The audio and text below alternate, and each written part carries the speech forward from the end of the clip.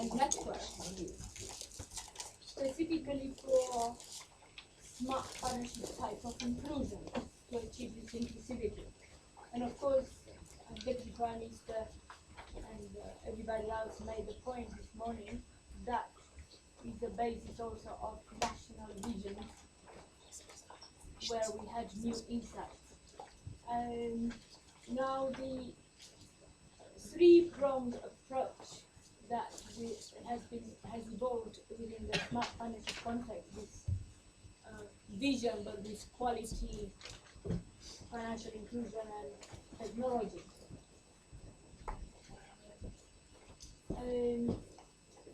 It's supposed to be looked at not only from the point of view of visions only, or technology inclusion or leveraging only, but from all the other angles, because that's the only way networks and interactions probably will succeed. So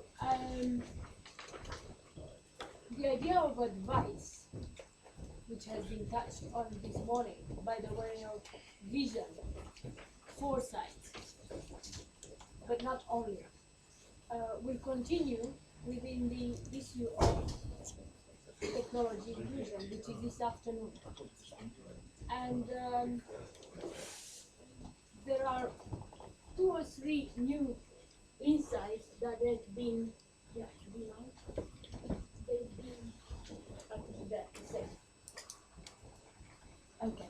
that they have been identified. They are led by, as in the morning,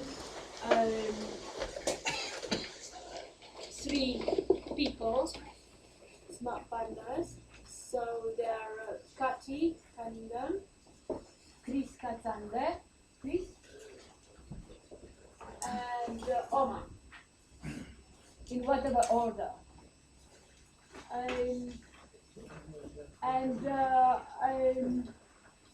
There are some specific new dimensions that we have the ability to bring in at the hub during think tank, which were some of them identifying these smart reading tics, smart reading clicks. There are many, but 1 or 2 of them we've been able to kind of tempt, like David Cleveland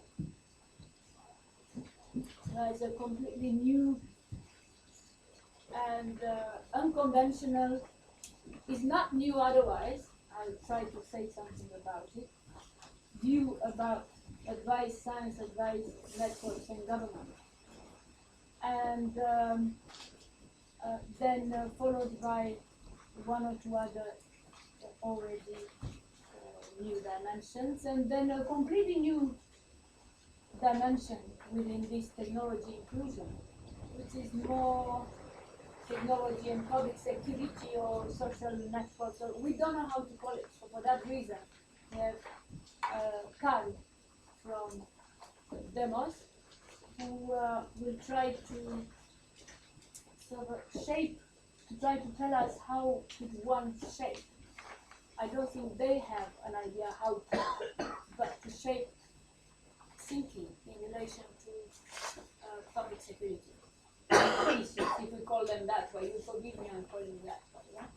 And we'll have then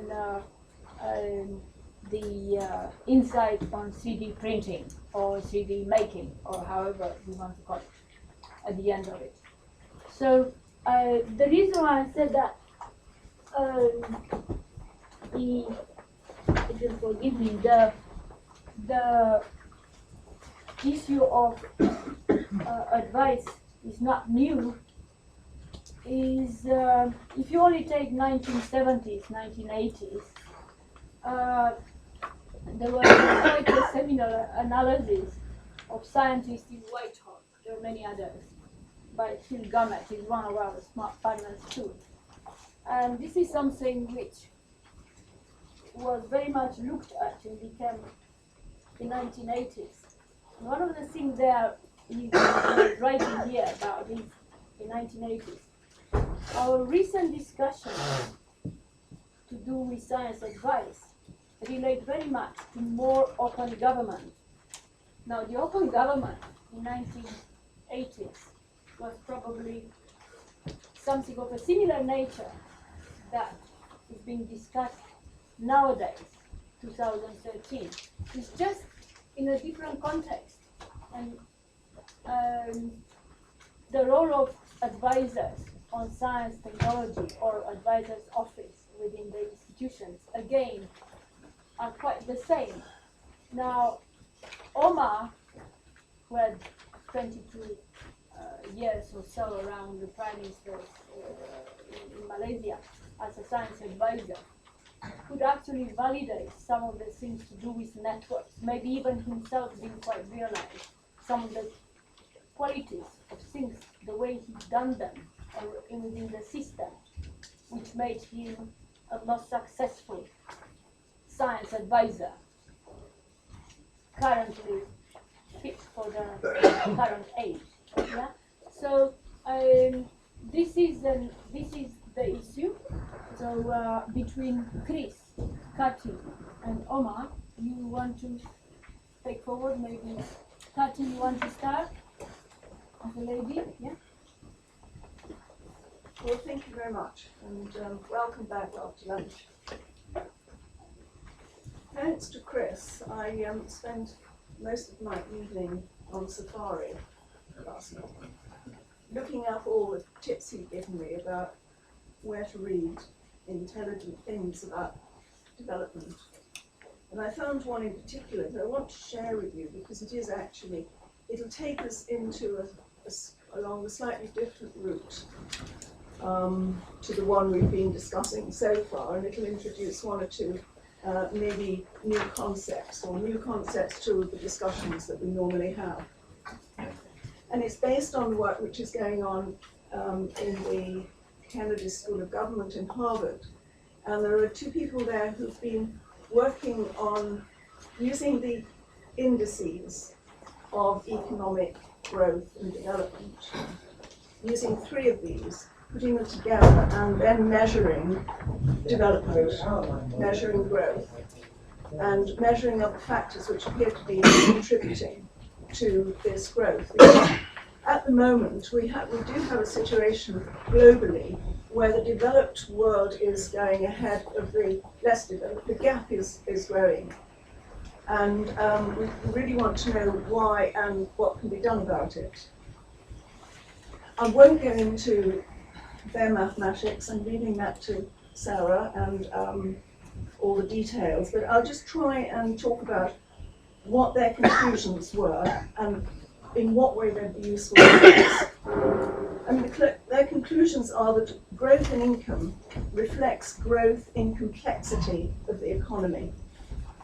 The complexity is based on non-tradable capabilities. That's what I mean. These are new words for us in some ways.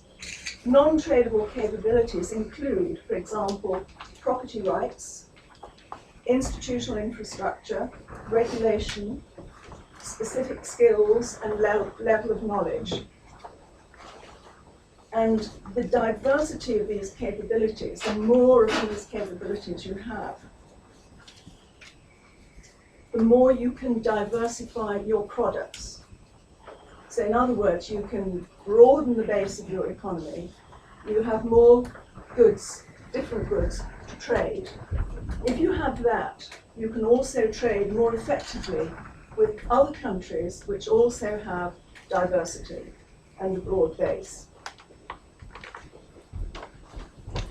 And it is, in fact, more effective for your own development to trade with those countries who are diverse. The process of diversification can sort of work through in a way which means that the economy moves. It can jump from one sort of set of capabilities and products to another. There can be an element of leapfrogging in the development process. Now, what does this mean? I've gone over it very quickly, and I'm happy later on to take questions, but what does it mean for policy for growth and development, and how does it relate to leveraging science and technology? Basically, I think there are just a few points I'd like to make based on their findings. One is, don't rely on growth through cheap labour. You won't grow very much if all you're doing is producing things for other people with your own labour, but having nothing more than those few unskilled jobs to show for it. It's something of a cul-de-sac. Grow your capabilities, especially the labour skills, the knowledge, move into the knowledge economy, which we talk about a lot, and certainly Omar has developed a whole range of expertise in that. Also, property rights. If you want people to come invest in your country, you have to safeguard their property rights. You have to safeguard your own property rights. Institutional infrastructure. That is particularly important. Move up the value chain of resources. And this is something that Chris may talk about, because it's certainly something that they are trying to do in Zimbabwe. And diversify the range of goods that you trade in. Choose who you export to. That's difficult to do. But in fact, countries are in a constant process of negotiation in trade. For example, the ETAs, the Economic Trade Agreements with the European Union. The Caribbean, African countries are seeking to reach agreement. And at the moment, maybe they're over-concentrating on some of their basic goods, rather than trying to make sure that they're going to get agreement to trade when they've got move up the value-added chain. And I just use a very simple example. Butter. I know butter is an issue for Namibia, because I've heard them say so in Brussels. And there is certainly an element of dumping of European butter going on. But if you're going up the value chain, well, it's more a question of what you're doing with your butter. What are you making with your butter? So maybe you need to think about, well, making sure that you can trade your biscuits, cakes, whatever you do with your butter, rather than just the butter. That's just a very simple example.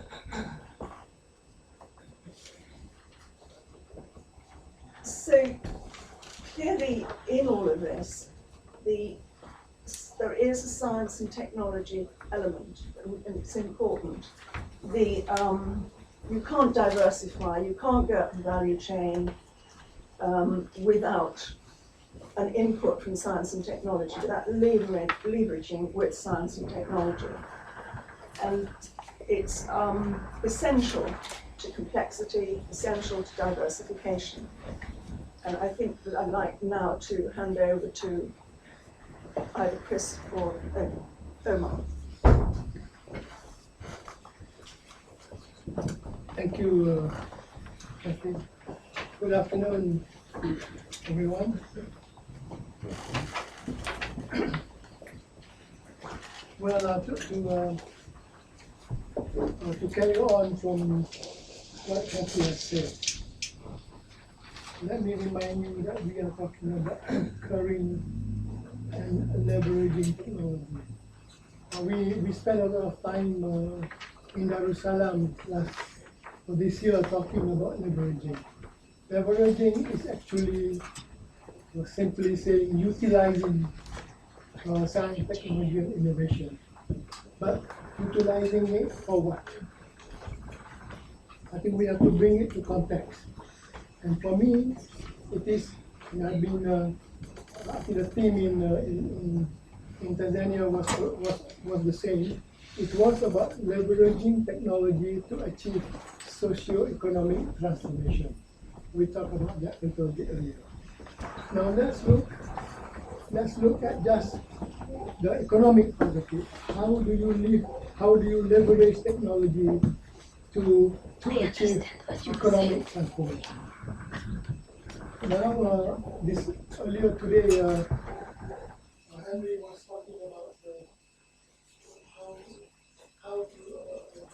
how one looks at economic activities in one country.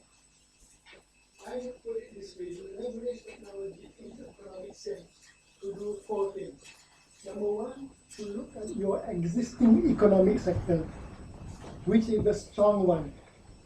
In my country, the strong one is oil palm and rubber. How do we, in our country, use science and technology to keep it strong and to keep it competitive and to keep it global? Because Alan this morning was saying one of the new changes in the economic scene is that you don't look only just about your domestic market, you have to look at the global market, because this is now a globalization of the marketplace. So how does one use technology to keep one's own major economic activity still to maintain is important, and how to go global? That is one part. The second part is which part of our economy which is most at risk, and can we use science, technology, and innovation to revive that? Again, with global marketplace as the final objective. And the other part, the third one was, is there any new area which has got most potential in terms of your country, because you have the natural resources, you are close to a big marketplace for it, your labor has got a special skill for this, or whatever other comparative advantage you have. In Malaysia, we keep bringing up this example of composite material manufacturing. We thought that we have a special advantage of that, and we went into that, and now in Malaysia we are producing most of the composite components of Airbus and of Boeing aircraft, starting from zero. The Airbus A330 or 380 Airbus, the biggest airliner now, all the components on that aircraft is manufactured in Malaysia, on the composite part of it. So what new area which has most potential for your country? And then the fourth one is, what about new technology? What about this nanotechnology, biotechnology, whatever you call it? How do you translate that to help your economic activity, and not just getting excited about it is a brand new technology, you can be excited about that, but how do you translate that to strengthen your economic activity? That is leveraging technology for the economic sector. In my book, you may be thinking now I'm plugging for my book. I am. I'm plugging for this book which is up there. I said this in my book. This is what I call Science and Technology for Policy. No use writing a book and nobody reads it. So read this. Anyway, this is what I call Omar, STI you for wanted policy. to say buy this. Oh yes. You can buy from Ireland. With discount. That is leveraging. If you want to leverage, then you have to strengthen your STI capacity and capability. That is anchoring. And that is about putting in more money, building in more infrastructure, training people, and all that kind of thing. That is anchoring to increase the capacity so that you can deliver. So this is, I thought we need to do that. Once you recognize these are the things that you can do to help existing strong sector of the economy, maybe to help the most at risk, and then to look at the one with most potential, and to take advantage of the new technology. Once you have that, once you have identified that, I call that the national STI agenda. This is what national science policy should be, to identify the national STI agenda, and then put all your resources in order to move that. To move that, I said you need you need a total human resource capacity. You need a champion, and a champion need advice. This is where we come to science advice. And then we need the people to popularize this. You need the planners and the managers. You need the educators, and then you need, of course, the people who actually do them. So in this book, this is a total national, the complete human resource to move the national STI agenda. Then we come to one particular part of this, which we talked about earlier, science advice. If you have a champion, your president or your prime minister or your king, he would want advice. This is advisor as an individual, but you may need advice in a form of organization or a structure, National Advisory Council, national and international. And this is where we talked about earlier about foresight and all that coming to being. So you need a champion, the champion will need an advisor, and then you need the managers and the planners and the managers, and then you need the educators, and you need the actual people doing science and technology. The detail is in this book, go and buy from Mahela. Now,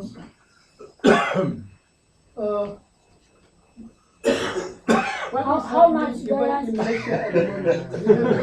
We have just done our third national science policy. I was instrumental in shaping that. So the Malaysia third national science policy talk about STI for policy, policy for STI and private sector, which is what I have been trying to promote. We have a beautiful policy now, and we have a whole series of wish lists. We want this, we want that, we want that.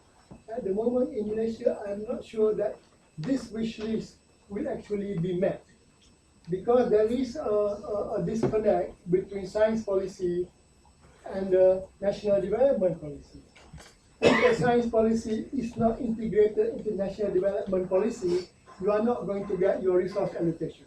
You're not going to get your money or whatever it is. At the moment in Malaysia, there is a disconnect. And I believe in many countries, there is this disconnect. Can I mention about Seychelles?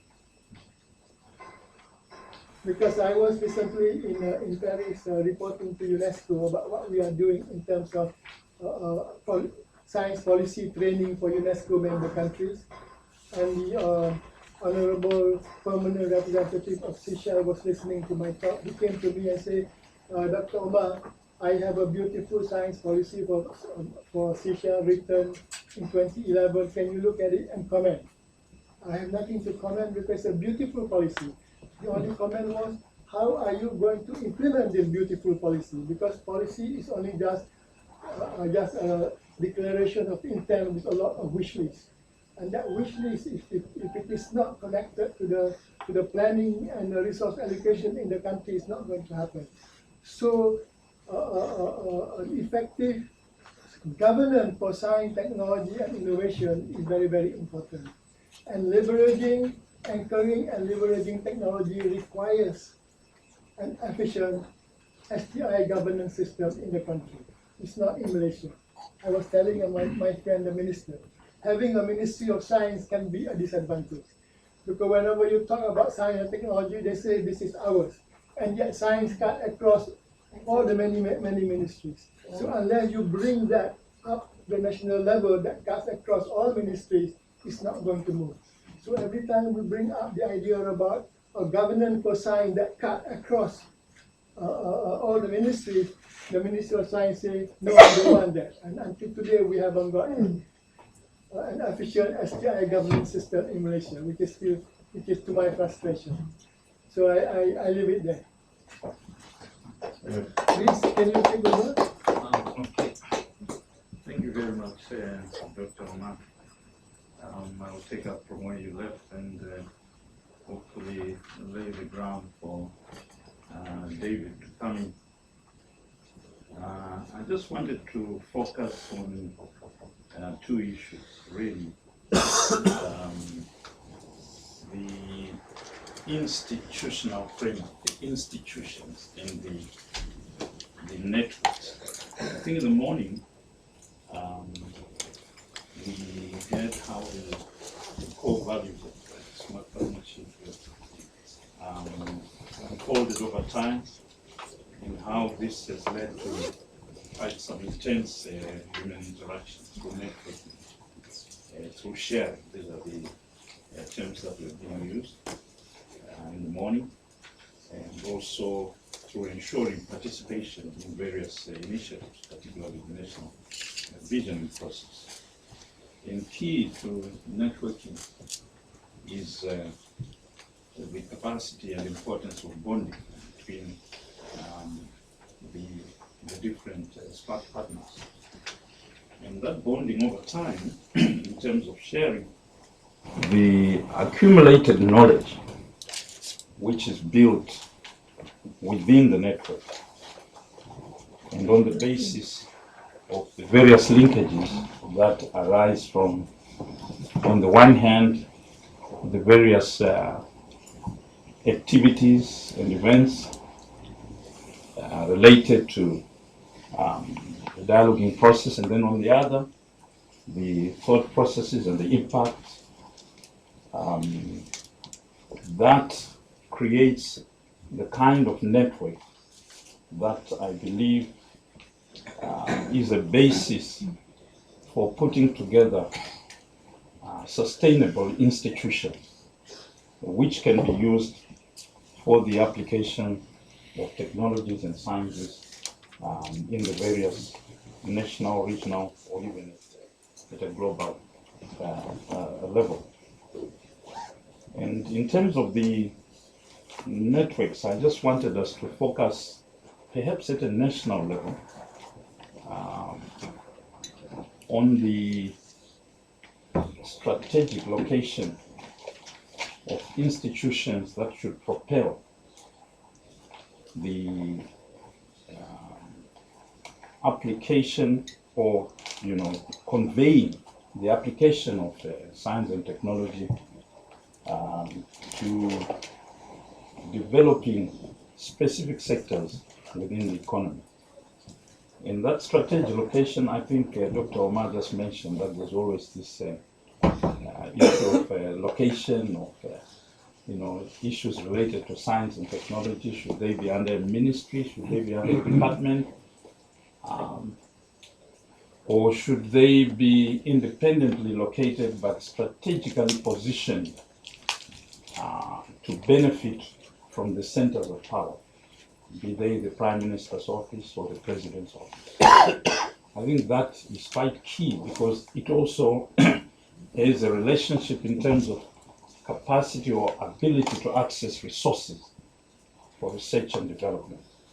And also, I suppose, to be able to push the various developments in that economy.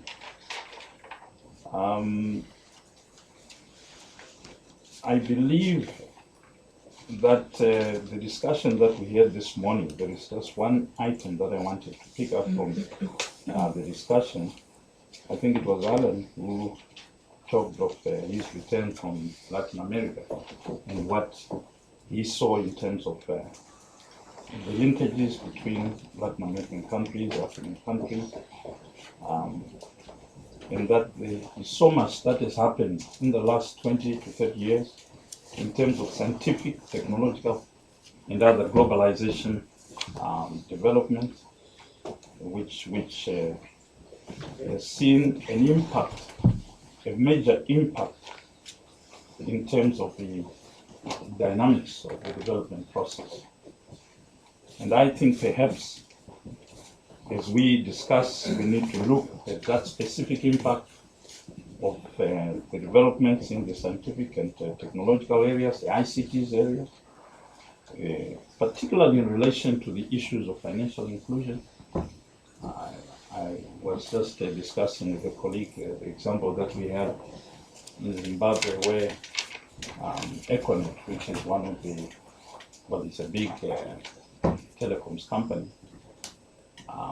Yes, you have the financial institutions, the banks, but that telecoms company now has moved innovatively into providing services to provide cash to people right in the rural areas, in the very remotest areas, as long as somebody there has got a registered,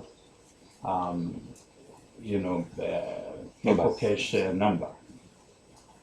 And all you need is your number, cell number, to transact. In sending cash, receiving cash, in saving, EcoSave, and now they've even gone to the extent of linking up with farmers so that farmers can get information on the farming season, even insurance, providing insurance services. All this is technology that is taking place, which is impacting on the manner in which we do business, and which obviously has to be incorporated when one looks at policy making and policy development. Just finally, I wanted to share with you a development. This is not just science advice, but now this is implementation. The application of an ethanol producing factory in Zimbabwe. This is a factory that manufactures anhydrous ethanol from sugarcane to supply possibly the region with a clean, efficient, renewable fuel source. And I think at the end of the day, I do hope that whatever science advice we profile at a national, at a regional level, results in projects that can impact concretely and positively in ensuring that not only a service is provided, but that perhaps that service is provided in a manner that is also environmentally friendly. I think I'll leave it there for you, David, and you can pick it up from there. Just Chris, before, there are one or two things that, because you've done a little bit more than just simply introducing a kind of new insights that we require on advice on science or pervasiveness of science, not only in government or public security. You've done a little bit more, each of you. Are there any immediate reactions thinking fast on that? Because, yeah. Yes, one reaction is that there may be a disconnect between science advice and policy. Policy is something that means choice in government. Science is not always ready to make choices, especially science that is evidence-based. When the evidence is not clear, science has a duty to say it is not clear. Whereas policy says we don't care whether it's clear, we need a decision today.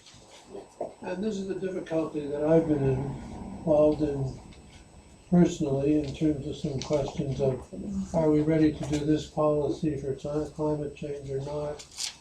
Should we deal with nanotechnology in this way or not? Sometimes science is not ready to make those policy-based decisions. So it's important to have clarity about when evidence is required or not in policy. What sort of evidence? Because science evidence. Maybe David, you come here as Ambusa, Chief Cabinet Secretary. No. Do you have an advisor? No, I just want to react to what he said. Because in my previous life, I used to be in environment. And we were talking about climate change way back. And the argument was, particularly from the Americans, that without the science, without the evidence, nothing's going to happen. And the other group was saying, look, by the time the evidence comes, it will be too late. So we need to decide now. We need to deal with climate change without the evidence. When the evidence comes, it will be too late. It will all be gone. Yes, and then you're dealing with the precautionary principle, which has its own set of policy conditions attached to it. Anybody else dares to say that's a policy, that's the science evidence? Before David comes in, because that's the reason exactly why we brought David in. Alan. just maybe an issue of semantics that has been trotting in my head since we started the discussion this morning between prediction, foresight, and vision. Prediction is when you think that something is going to happen.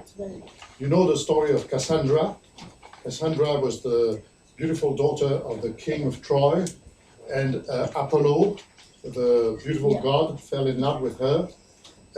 And she said yes, so he bestowed a gift to her that she was able to predict what was going to happen. And then she refused to become his wife. So he cursed her, and he said, well, you are going to predict that nobody is going to listen to you. So that's prediction. Now, foresight is what we talked about this morning, and usually it comes in the form of various scenarios.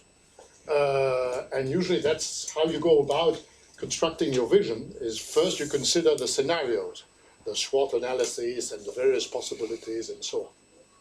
And then the vision is when you make a political decision. This is how these are the scenarios, or the scenario we are going to try to implement, and that requires a decision. So prediction, foresight, and vision. And to decide on the vision, well, as we have been saying, it's an iterative process where you consider scenarios, you test them. For instance, in the Seychelles, there was even an exhibition showing to the people the various scenarios, the various possibilities. But then at one point in time, you have to decide. And you decide through a more or less democratic process, and you take, or you don't take, the predictions or the foresight that has been given to you to choose between various scenarios, the vision you have for the country, and what you would like to achieve. So this was just a contribution of semantics. The vision needs a political decision at one point, and the more it is based on a democratic process, the better it is understood, but sometimes somebody has to decide. Now, can I just, I beg your pardon, can I just make one more point?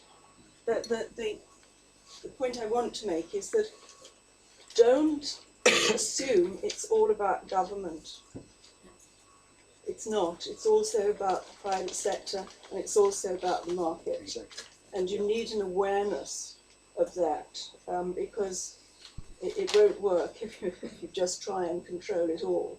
And it is an important judgment about the degree of control any government should try to take over this process.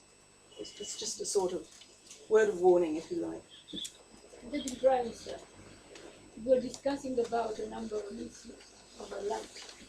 Were you to have an advisor on science, technology, and don't call him science advisor, in your office, what would be now a question you would ask him? Do you want to know?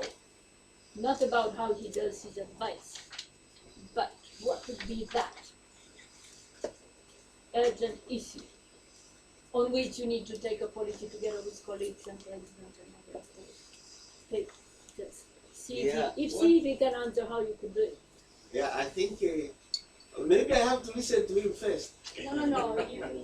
You will, okay, yeah. No, you see, in our situation, you have a setup that will give you a little bit of problems, because the institutions are set up in such a way that most of the technical institutions have got a properly selected person that we believe could be the advisor to the government overall. Now, of course, it is constitutional in our case for president to appoint a special, to appoint somebody who is technical in the field that you want to be advised. Now, many times the president will look at the type of ministry, and his appointment will basically look at if it is totally a technical ministry, he will look at somebody with that knowledge. Even if that person is not a member of the ruling party, he is allowed to do that. Now, my fear is when you have got somebody appointed as a technical person in that technical office, and you add another one between the president and that technical person, then you will have easily a conflict of opinions. Let me give you an example. We had a minister who is an agriculturalist, and he was really able in his field. And then we had they are from the same group. They were all Germans. And then we had in the same ministry a veterinary director who is a truly specialist in his field. Now, that was not due to the appointment of a specialist by the president, but we had it difficult to control these two. Because everybody felt so important as an expert in the field that they did not listen to each other. But I will fully agree that indeed systems differ. But in our case, what President does is to have a group of people who will be appointed to advise him, not an individual, but a group of people who will be appointed to advise him on technical issues. So when you have got a group of people, the working is different from an individual who is occupying that office as an individual. Then the advice that they give goes through the responsible minister or directly to the president. I think in our situation it's a little bit difficult. But of course, I am very much interested in what he's going to say. Thank you. Well, thank you for inviting me to speak. My problem is that I've been making so many notes on what everybody said, I can't read what I originally wrote I was going to say. But what you just said is absolutely spot on. You have to understand about the structure, the governance structure, and where the device is coming from. And it doesn't matter how great the experts are. In fact, it might matter even more if you get two great experts and put them head to head. You're quite right. You will get all sorts of interesting and difficult issues to deal with. The other point which has just come up, which is about science and policy and the difference between the two.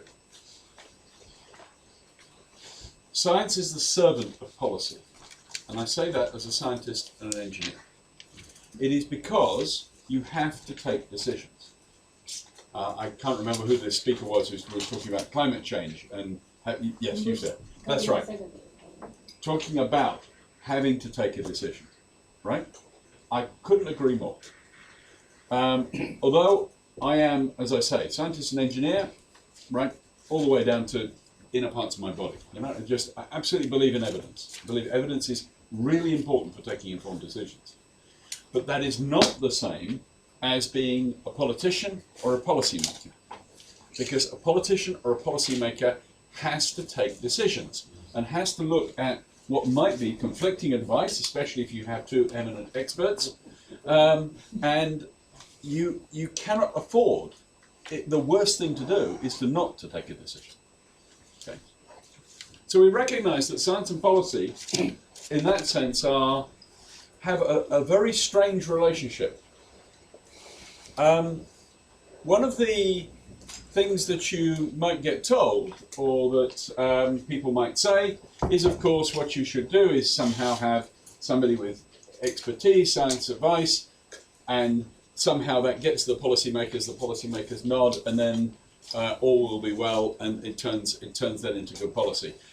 Nobody in this room who has had any experience whatsoever of science and technology advice recognizes that linear model of going from science to policy. It never happens like that. And yet you can read in book after book and in a lot of academic approaches this model of how things ought to work as opposed to the way things do work.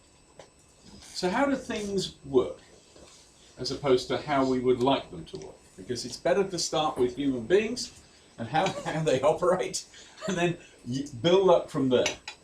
Well, why are we sitting in this room? We're sitting in this room because we're exchanging ideas. When I was asked by the University of Cambridge about 4 years ago to start the Centre for Science and Policy, Why not science policy? because we go one direction. We go from science and technical advice to policy. This is not about policy for science. Okay? So I just go that way. There are other experts who can tell you about the journey that way. Okay? I will tell you about how you that particular direction. So I was asked to do science and policy. And it followed a very successful series of a series of meetings where we brought permanent secretaries and occasionally some senior politicians from London to tell them about a particular topic. Genetic engineering, space flight, migration, obesity, cloning. All of these were topics which at that time were very leading edge. A lot of people know all about those topics now and we're familiar, we read about them in the papers. But the idea was to take people from the science all the way through to the policy implications. And it started with the academics and gradually handed over to the policymakers by the time you got to the end of the day. Now, that's a model which worked very well at that particular time in those particular circumstances. The reason why what I do now, and I'll explain a little bit about it in a second, the reason what I do now is that we in the United Kingdom have a network of chief scientific advisors, which is partly as a result of those meetings. It was decided that that science advice needed to be more deeply embedded into government. And people have less time. People are very busy. And I'll get on to some of the other things that go on, for example, about open innovation in a second, because that's another part of this process that's changing in the way that we operate, in the way that politics operate, in the way that you have to incorporate not only what governments can do, but also about the private sector. So I use some of the experience that I'd had in doing some other things. I helped found a thing called Cambridge Angels, which we fund companies in Cambridge. There are about 55 of us, and I was chairman of that. That is a networking organisation that operates at Cambridge and helps fund new startups. I helped found a thing called Cambridge Network, which Cambridge Network has 1,400 members, individuals and mostly companies, and we exchange views about what is going on in Cambridge, and we also have a training arm which allows companies to buy training and we design training courses to help companies in Cambridge. I started Cambridge Wireless, which is a networking organisation based in Cambridge, surprisingly enough. About 400 members, includes all the big names, and that has a very different structure. We have special interest groups that meet once or twice a year and exchange ideas. Why is it called wireless? Why is it called wireless? Because it is all about everything you can do with radio systems. Okay? Cambridge has a relatively long tradition in radio systems and is one of the great clusters in radio, as it is one of the great clusters in biotech. Now, all of those things taught me stuff, right? I began my career as a consultant, and consultants have to get business, they have to talk to people. I noticed that actually talking to people tended to lead to business, but it also led to interesting conversations and all sorts of things like that. And I also noticed that when I started these networking organizations, if I gave a lot into this network, a lot of good things came back. Not necessarily in terms of commercial gain, but just meeting interesting people and doing interesting things that you would never otherwise have had the chance to do. So an economist is somebody who sees something working in practice and can't help wondering if it works in theory. And so, I thought, why does this work? It's one of these obvious questions. It works. We all, we network together here. We know other people. Why does this work? What is actually going on? And it turns out that actually, if you want to dig into the mathematics of this, there are actually some very good reasons for the way in which networks actually work. Everybody's heard about 6 degrees of freedom. I first read about that as an experiment when I was in the 6th form at school. So I was 17 when I read that.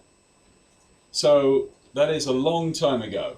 And so 43 years ago, okay, when I read about it. What is a 6 degree? Okay, the 6 degrees of freedom was a very interesting experiment. Somebody in the United States was given an envelope. There was no address on the envelope, although there was an indication about the person and what their trade was. So you could make a guess that they might be an architect. And what you might do then, if they saw they were an architect, you might pass that to a friend of yours who was an architect, who would then pass it on to the next most likely person. Right? And on that went.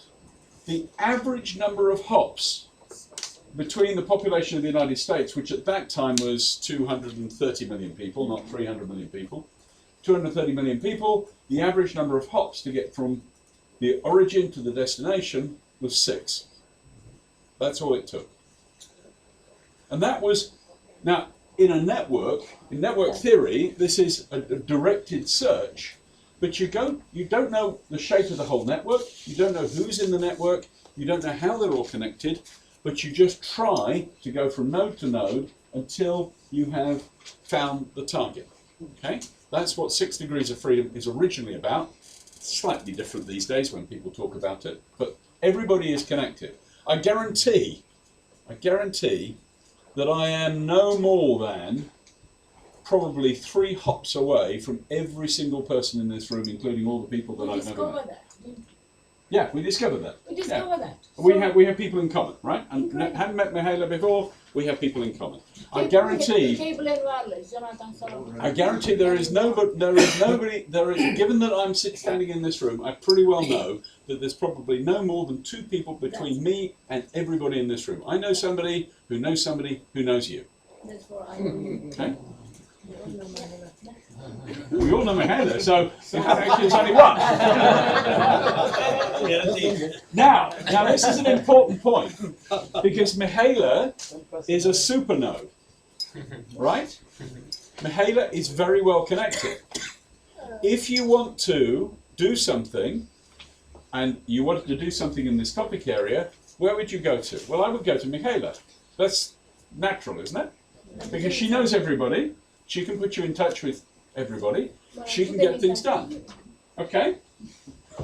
So we observe this. What is really going on? Well, I'll do a little bit of just a little bit of description of mathematics for a moment, because this is quite important to understand.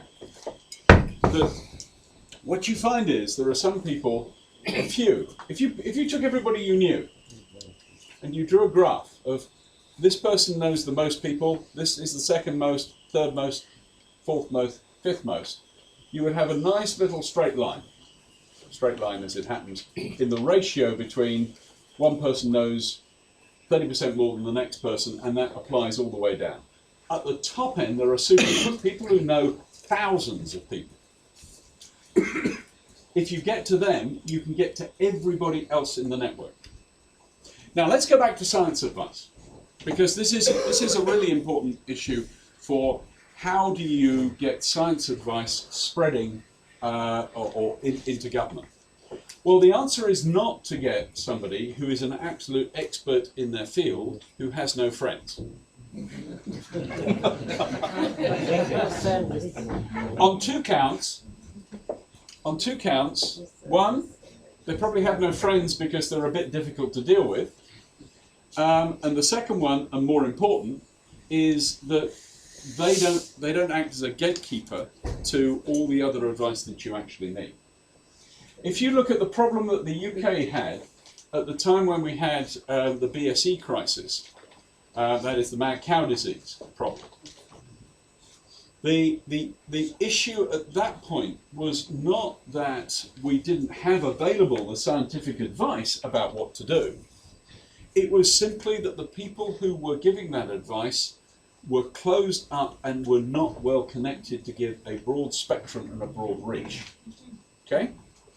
Now, a lot of work actually has been done without thinking about the theory, about how this can change. And one of the things that I've been doing at the University of Cambridge is to try and build a network that does the stuff without you needing to really push or work hard. So this is a wonderful solution. I'm an engineer, by the way. I like to do things for the least possible effort, right? Engineers are basically very lazy. They design systems to do work for them at the lowest cost and with the least possible effort. So what we do is we bring in civil servants for 5 days to Cambridge. Those civil servants provide us with a list of questions that they want to talk about. From that list of questions, we then identify academics at Cambridge and at other universities, and perhaps some companies as well, private sector, who they should talk to. And we identify those people that they should talk to, not on the basis of a narrow definition of the answer to the question, but on what is going to be really interesting and might throw up something unexpected. We have now, just to give you some numbers, around about 110 of these policy fellows. They occupy many of the senior levels in government, and you will be talked to by, unsurprisingly, one of our policy leader fellows, Jeff Mulgan. Yeah. He's one of our policy leader fellows, and in fact he came up to Cambridge last week, it must be last week, to have a discussion with us and attend a workshop and attend a dinner with other people to do that network. So we have built a formal network, because it is formal, we have policy fellows, but across that formal network, a few interesting things happen. Firstly, if people in government need advice, we have provided a very broad pool from which they can draw that advice. They can not only go direct to the academics, they can also now go to their other policy fellows and ask them if they know somebody who would actually be able to answer a particular question. The result of that is we know that the communications that flow across that network have changed government policy in the United Kingdom on a number of occasions, including material that was in the Chancellor's autumn statement. Such as? Now I'll get you on to the next bit. Okay, very important. We are not doing this as open public activity. If you want to do science democracy or policy making that's open policy making, that is a different thing. And I fully support it. It's a very good thing to do. It's very important to have people involved. But what we are doing is providing a network that allows information and knowledge, understanding, contacts to be made as quickly and efficiently as possible. I don't know where this... level. Sorry? Boardroom level. Well, no, we have junior policy fellows, so we'll have young, fast-track civil servants, like Mitchell Harris, who was at the Ministry of Defence and is now working in the Cabinet Office. He's 27, I guess, something like that, 26. We have Director Generals, level 5 in our civil service. I don't know how everybody else works, but people who are kind of mid to senior-ish people who are probably everywhere in the world. They're the people who are mostly making the policy. Then we have the policy leader fellows, who are the people at the top, the Director Generals, the people who are running ministries, and those are the people who, and we have separate cadres for those, so they can network together. So we cover everything. I'm so way off what I was going to say here. The point about this is that once you understand how networks work, and once you understand that everybody is very close, and you understand that there are some supernodes, you can actually help create supernodes. You can actually help allow people, like our policy fellows, to establish lots of connections that will then serve them well in their job, in what they're supposed to be doing. And now I get on to some recommendations about science advice. If you want a good scientific advisor, the good scientific advisor has to be trained in science, because you don't want somebody who doesn't understand the scientific method, or has to be trained in engineering. They have to be a STEM subject of some kind. Otherwise, it's very difficult for somebody coming from history or languages or whatever to understand, or politics and philosophy. Well, philosophy is not bad, actually. Philosophy will teach you quite a lot. But the difference between science and policy is so great, as I described at the beginning. You want to start with people over on the scientific side. But they don't hold the answers. They are the people who have to have access to the network. And so what you want to do is have people like that who are good at networking, who can then go and get the answers, and not just from their friends, not just from the 6 mates who they might go and drink a beer with, but from a very, very large pool that they maintain. Hundreds or even thousands of people that they know about. And it's that breadth which is really important. I just want to say a little bit about, just very briefly, about policymakers and open systems. That is almost an open system, but it's not quite. It differs from a truly open system in the sense that if it were truly open, then you would be soliciting input from everybody in the general public, in the same way that Wikipedia solicits expert advice, of course, but it's solicited from the external. It is not a replacement, and I don't think either is a replacement for the other. Open systems, open policy making is very important as part of a democratic process, but in order to get the scientific advice and take some of the hard decisions, I go back to my point about not talking about what the decisions were or what the particular policy outcome was. It's very important because the policy makers, the politicians, have to be protected in a sense, and so do the communication channels and the people giving the advice. You want to make sure that nobody is in the press able to write headlines about the stupid decisions or the stupid advice that is being given, or really bad, that the advice that was given was not what the policymaker then decided, right? Because the policymaker has to be free to ignore the advice, right? It is really, really important. I'd say 2 more things very briefly.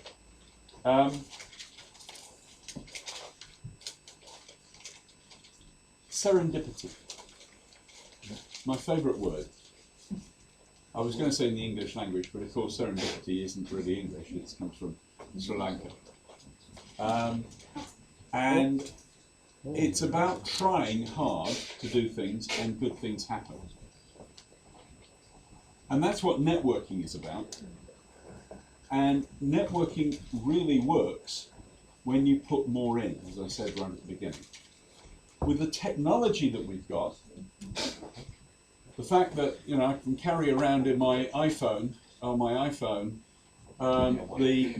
the gadgets and communications technology that you would have previously had 3 or 4 suitcases to carry, enables you to do networking at a level that was previously impossible, and at timescales that were previously impossible. We are changing the way in which we are governed. We are changing the way in which we involve people in the policy decisions. We are changing the way in which we can network. We should acknowledge all of that. We should be building networks ourselves so that we can do things like get the best policy, engineering, technical advice into government. But don't let us confuse the fundamentals. Don't ever let us think that science and evidence advice substitutes for policy making.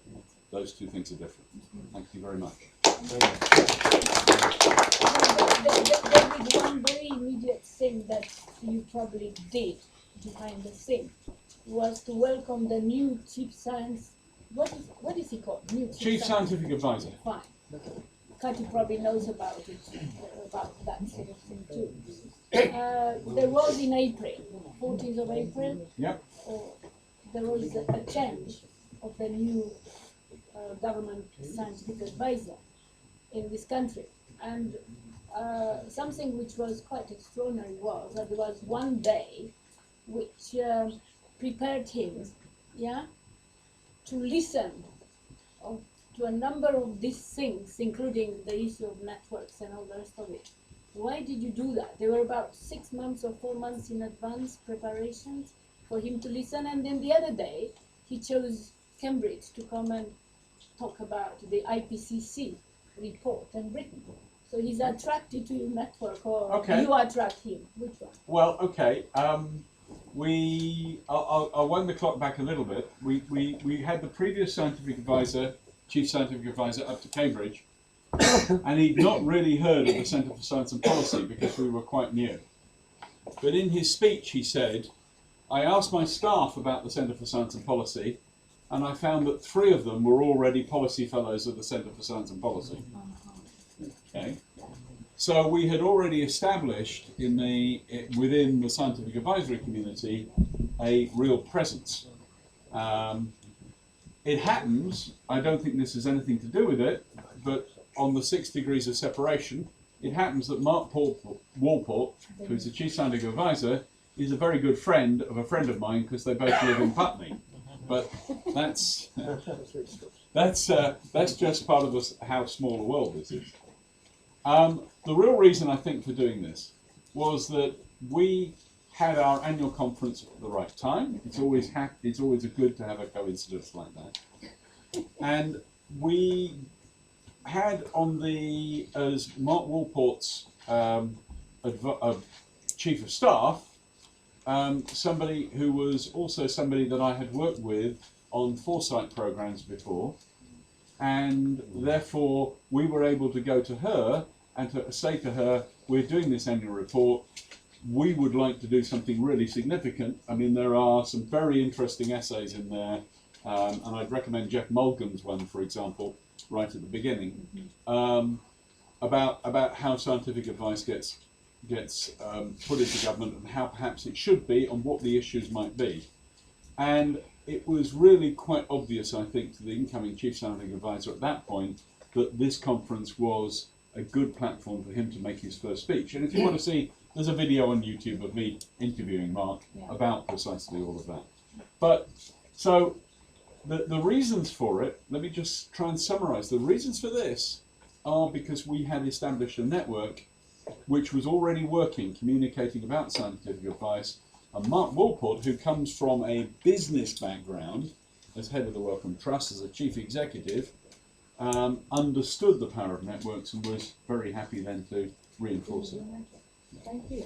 Thank you, David. Immediate reaction. Let's get some questions. Yeah. Thank you.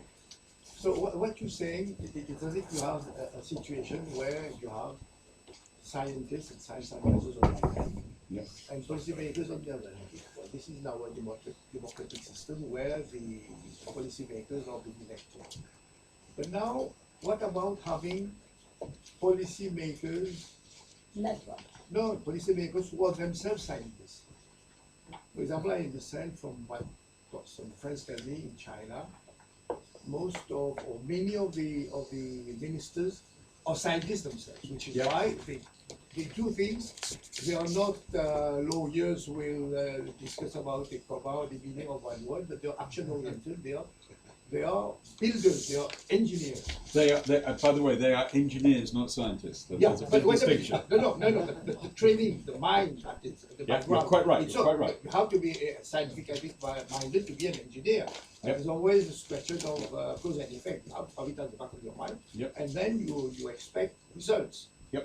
So this is the situation where perhaps it's a question of looking at the whole system of putting in and scientists themselves at the head of governance? Well, I mean, I can't speak for every country. I can't speak for every governance system. I can speak for the United Kingdom because I know it very well. Yes. In the United Kingdom, we tend to find people who get trained in politics, philosophy, and economics, That's it, yeah.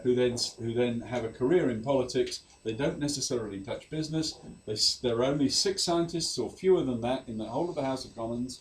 If you want to get scientists and engineers, you have to go to the House of Lords because they generally, there are a lot of them there, and they have a great deal of interesting things to say. But in the democratic process that we have at the moment, the way in which politicians get elected is actually being a scientist or being an engineer is actually very bad. And I will say, just so that you understand how bad this is, I will say if we're you know, this may get broadcast, but I will say Julian Huppert is one of the very few scientists in the House of Commons. He is the MP for Cambridge, and he gets shouted at in the House of Commons for being a scientist. Right? No, I am serious. I am serious, right? And so you have to understand. You have to understand what is going on in politics and the way in which those people are selecting themselves. What we are doing at the Centre for Science and Policy is trying to correct that, but we can't do it through. We can't change democracy. Democracy is democracy, and it needs to work properly. It needs to be left to function. We are trying to get scientific advice into government. But this democracy is more of a autocracy because it's a government of the party and the party for the party. In that case, it's not democracy. Well, this is a dinner conversation. No, I think it's a very clear and powerful presentation. There are few clarifications. You see, there is a Ministry of Science and Technology, which is headed by, in our case, Secretary, which is the highest bureaucrat. Always a scientist. Yeah. Oh, right. Okay. Always a scientist. Then there is also a minister who answers questions in the parliament and so on. And we have science advisor to the Prime Minister. Right. Now, none of these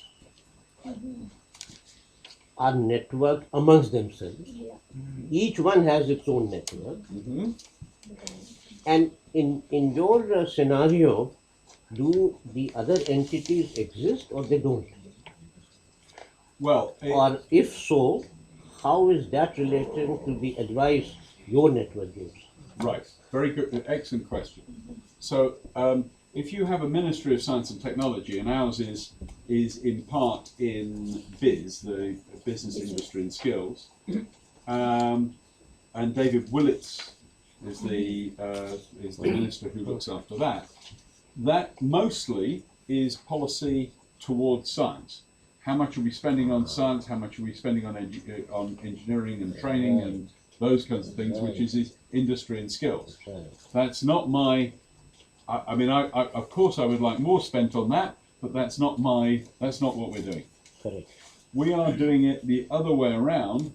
If government wants to take a policy decision, what is the best evidence, which might come from economics, social science, might come from science, mathematics, might come from computing, it might be engineering. What is the best advice, what is the best evidence and the best advice?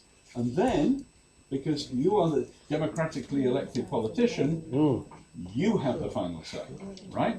And the policymakers must have the final say. It's absolutely clear. We are networking people together so that at least they can be aware that if one bit of government is doing something, maybe the other bit of government ought to know about it, and our policies should at least be consistent. But that's important because you cut across. Yes, we cut across. That's the key. Yes. Thank you very much for that expose on networks. Because networks have significant bearing on concept that resides in our topic for the artificial conclusion. So I'd like to ask you if you could say a word on concomitant issues of identity, protection, secrecy. identity protection and security. Well, yes. When we're talking about networks in general, one of the great confusions, you see it in the press, and by your question, you're not confused about this at all. One of the great confusions you see in the press is the notion that somebody can eavesdrop on your conversation, and somehow listening into the conversation is the important thing. Listening into the conversation is the least important thing when you're doing surveillance, or when you want to know what's going on. It is the pattern of communication, it is the network that you have that tells more about you than anything else. The very, very depressing fact about human beings is that we are extremely predictable. And you can predict what we are going to do simply by watching the communication patterns and the location. So when you raise this topic, it's a very important one. Yeah. Because we are entering a world in which there is no privacy, in which what we do and the prediction of what we will do can be known by anybody who cares to put enough computing power to work. And as we know from the last few months, there are plenty of people who are prepared to put enough computing power into making that a possibility. You can protect yourself, you can protect privacy, you can protect identity if you want to. You can talk to some of my colleagues in the computer laboratory in Cambridge who are working on some of these things, and various other people within the university working on those kinds of elements of security and anonymity. But it is in the nature of an arms race in which one person will get slightly ahead and then the other will catch up, and then somebody will get slightly ahead and the other will catch up. That is the world in which we live. Thank you. I think we need to have another session on this. It's always an interesting topic. It's terribly interesting. Yes, And, I think Omar probably would a like question to. here. I think we need to move on, but you go ahead, Ellie. Thank you very much. One of the things that I have smart potential about is that everything has a balance. Albert Einstein said, we cannot solve today's problem with the same level of thinking that created the problem in the first place. And I see ourselves spending a lot of time because my most respected chairman, Omar, as a science advisor, because we have many great scientists like Ashok and others whom I admire and respect. But the experience of the world has shown that the problem of the world is no shortage of resources, no shortage of knowledge, no shortage of scientists, a shortage of smart ideas.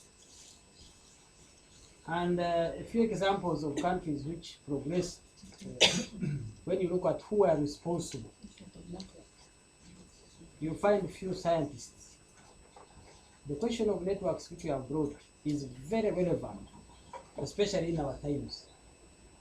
Because those who change the society rely on their ability to communicate with the masses.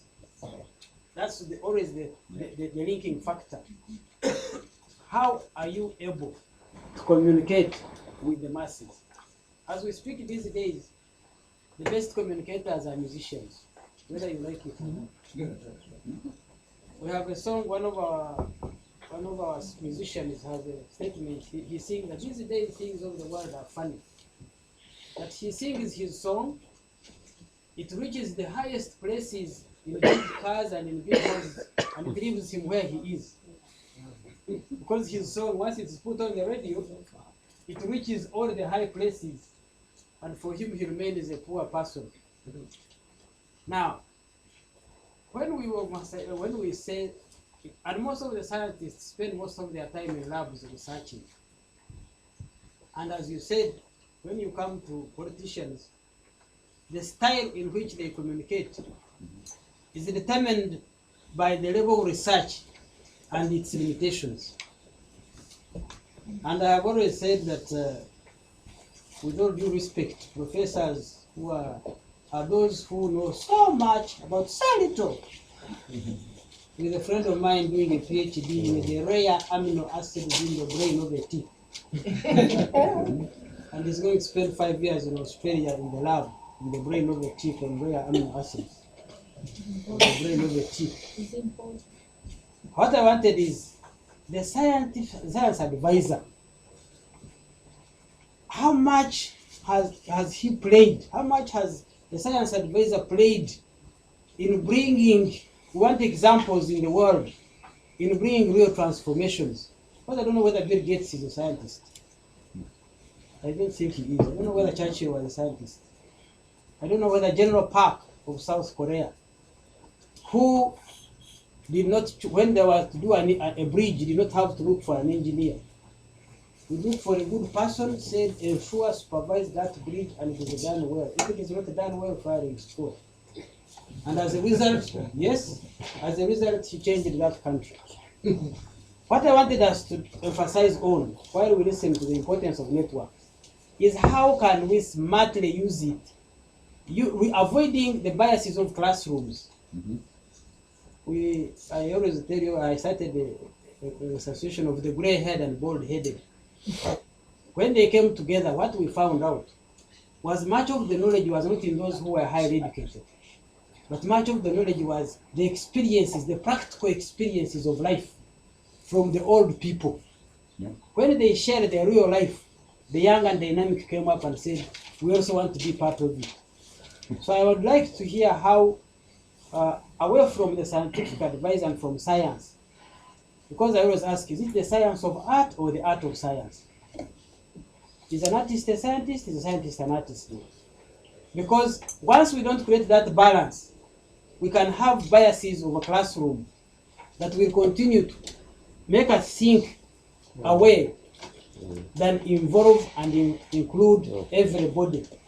Educated in classroom, uneducated outside classroom, educated in science, uneducated in science, and we create that balance. I'm not going to answer that. That was great. Yeah.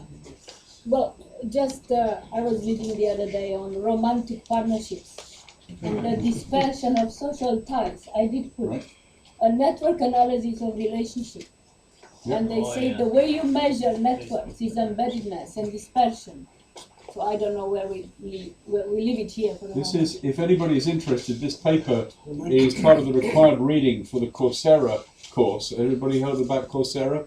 An open community so you can take courses. Yeah. It's called Network Life, and it's given by Professor Michael Cairns. Yeah. And I am a very poor student of Michael Cairns. I didn't find enough. I started to do his course this September, and I didn't finish it because I didn't have enough time. But this paper is one of the required bits of required reading on that network. It's about romantic partnerships. About romantic partnerships, but all networks are like this. Thank you very much. Yeah. Have you distributed them? Pardon? Yeah, you distributed I did distribute. Yeah. Okay. It's not on a face to face. I have to go with it. Yeah. Okay. There's innovation networks, right? First of all, I have to start with a few introductory remarks. The first one I would like to make is call your attention to Murphy's Law. I've been announced to speak about, according to this program, to why innovation fails. And that's exactly not the topic that I want to talk about, and that's why I showed this slide.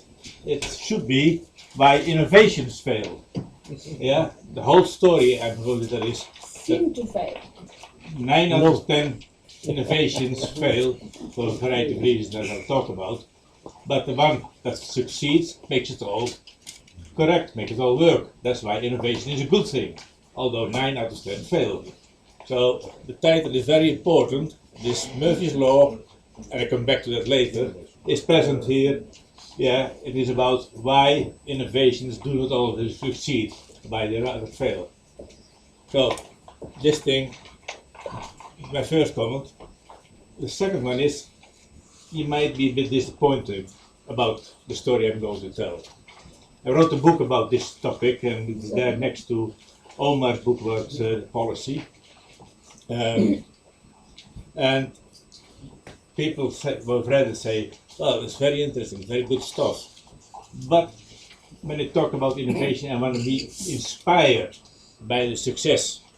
And this is about why things go wrong. And it's not inspirational, it is down to earth. You know, it's very useful, but not inspirational. So, again, I may have to disappoint you. The third one is,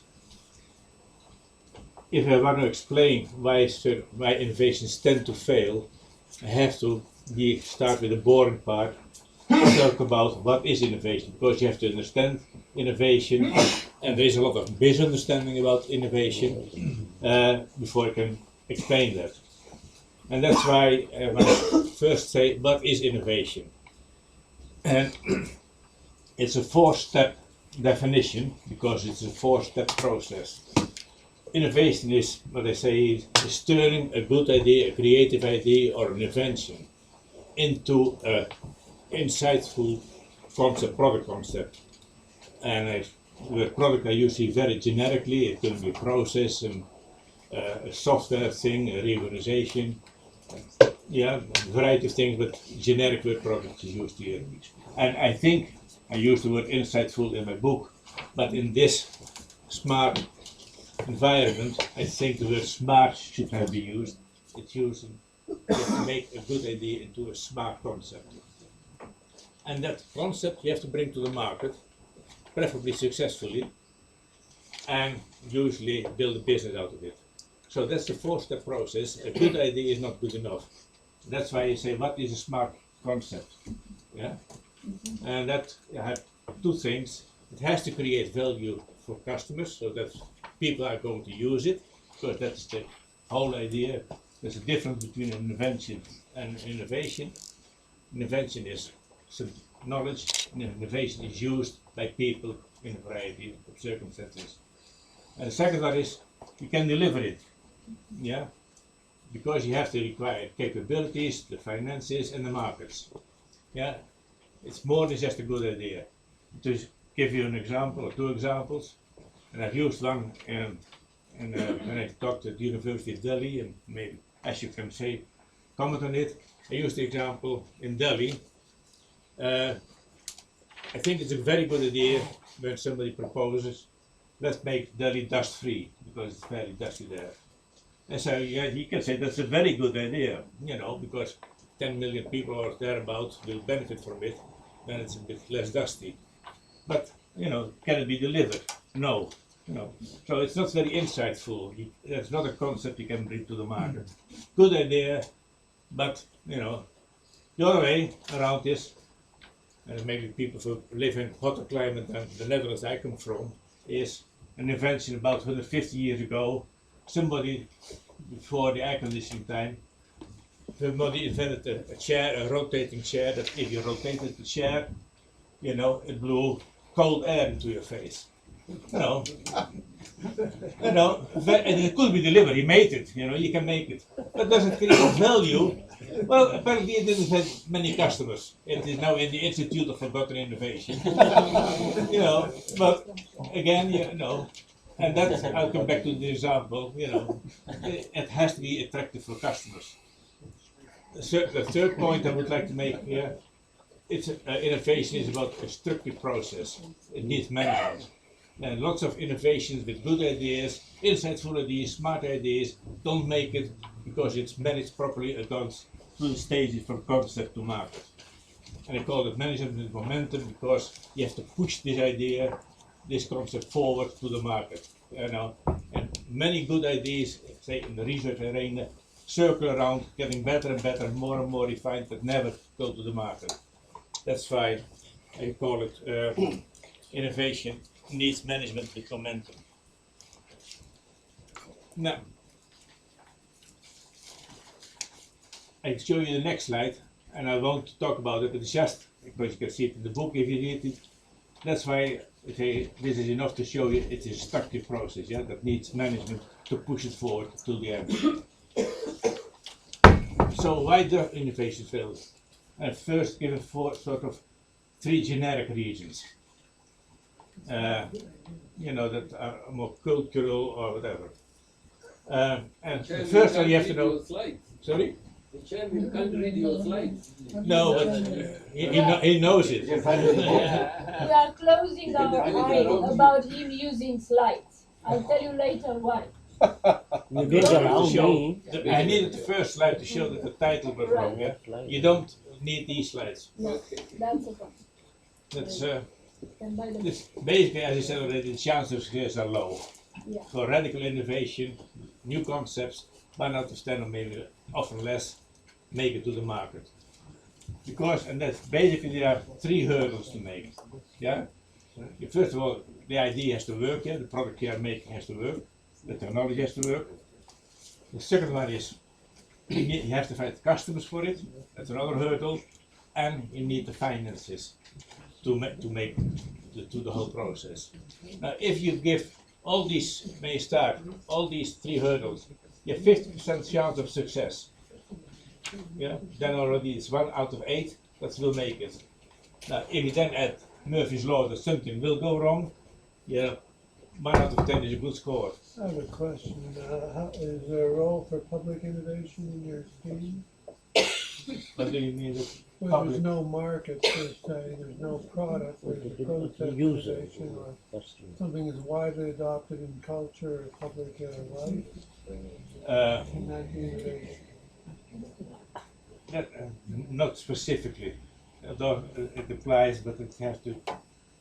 In the Canadian context, we would say that there's room for this, in the sense that the, for example, anti-smoking campaign has taken over, and the public laws have changed, but there's not change in there's no new product in the market per se, but there's been an innovation in public attitudes and opinion and behavior.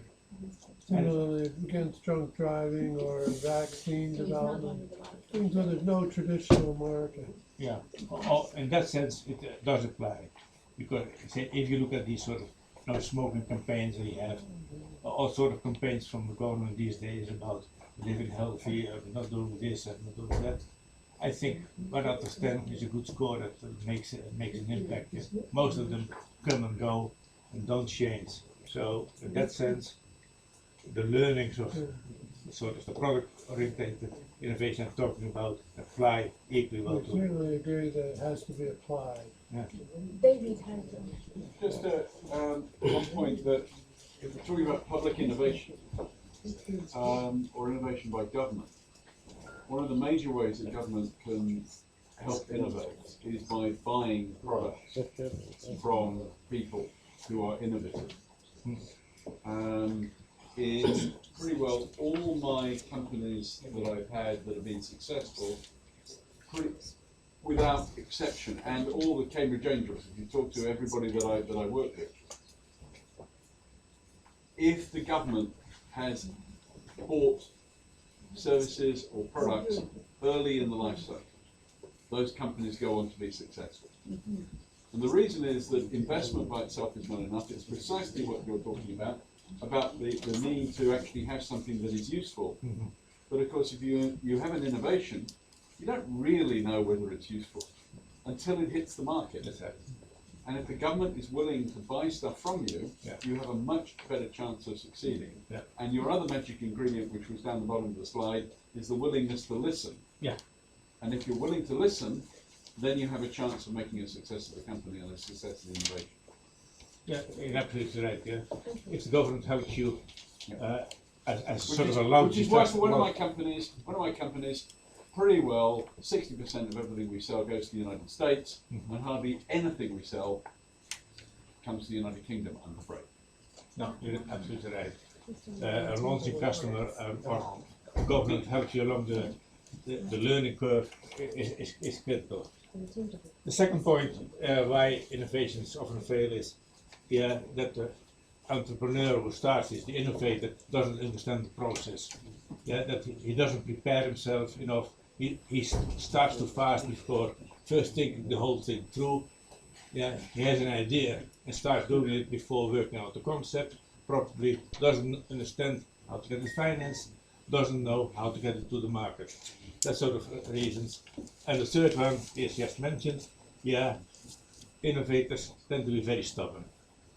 They are fascinated by the idea. That's what they call "don't touch my baby." And whatever you say, this is my baby. I don't want to change it. And the best advice freely given often passes away. I've had it quite frequently as a consultant. That people come to me and say, "Okay, we're getting the finance." I say, "Yes, of course. Give me your business plan." And then I say, "Okay, but you first have to change your business plan because this is not going to work." Then they disappear. Rather go down with their own baby than be successful with the changed one. There are other numbers of factors that may go wrong. They call these factors for unsuccess. And unsuccess are used in the senses failures could have been avoided if you have done it properly. If you have a bad idea and you fail, that's okay. If you had a good, smart idea and it failed because you did it wrong, that's sad. And one of the three things I mentioned, that's one of it is called solution for looking for a problem. You have an idea, a solution for solving the whole problem, and that has to work. You don't listen to the customers, you are not interested because your solution, that has to go, and that is in a variety of reasons. And it can be extreme. Of course, it's very difficult to understand, to know what the customer wants, going to buy or going to use. But being flexible and trying to get in touch with the customer as early as possible, and not being fascinated by your own solution, but willing to change, helps a lot. Then, of course, you have to be there. If you start for your own business, you have to be the right entrepreneur. The clever scientist, the clever technologist, or engineer is not good enough. You have to be an entrepreneur, and that is a particular type of entrepreneur, what they call pioneering entrepreneurship. Managed risk-taking and so on. That's very scarce, and that is one of the requirements you need. And if you don't have it, partner up with somebody who has. And then, of course, the most typical one everybody knows is getting it financed. And getting the money, that's very difficult. And there are two main reasons. First of all, the investors look at you when you go with your business plan to the investors, and they look at the idea and they say, okay, that's good. And then they look at you and they say, do you have it what it takes? They trust the management. And if they don't trust you that you have it, and you're a brilliant nerd, but you don't have it, in entrepreneurship, then you don't get the money. The second one I mentioned was, and that is a bit complex and I won't explain it, but you never have enough money because it always takes longer than you think, it always is more expensive. And then you have to refinance your enterprise halfway. Now you think that's easy because, I increase the value of my idea continuously. No, it always goes through a dip. And you have to refinance at a low point, what's called the value of death. There, so many good innovations die. And you have to be prepared for it, to manage that process. So we'll come back on this one on Friday morning. Okay. Yeah. So what does it mean if, and I use the word innovation policy here, but I'll leave that to other people from the business side.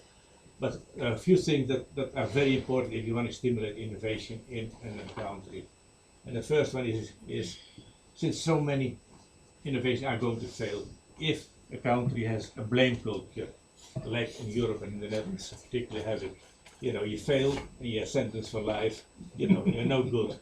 Like in the States, where you fail in innovator, they say he has experience, he has tried, he has the right spirit, So that is a very cultural thing that is very important, And the same thing for entrepreneurship. You need to stimulate entrepreneurship.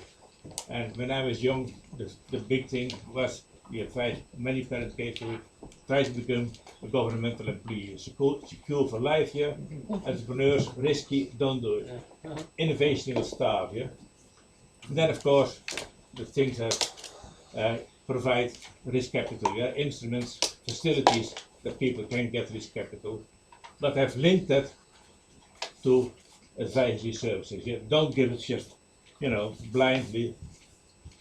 Since you are so stubborn and you have to learn a lot, most starters link it, advice with capital provision, but it is, and let the risk takers decide what is worth and what's not worth.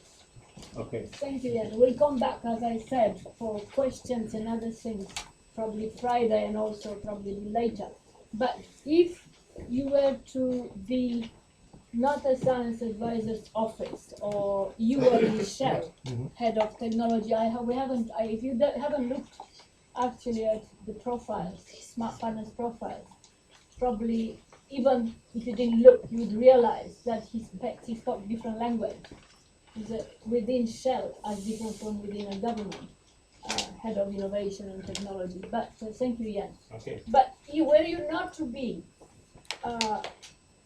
head of a technology innovation or science advice or Center for Public Policy, were you to be a standard, quality and standards institution, and having been asked by government and so on to advise on synthetic biology, Scott, what would you do?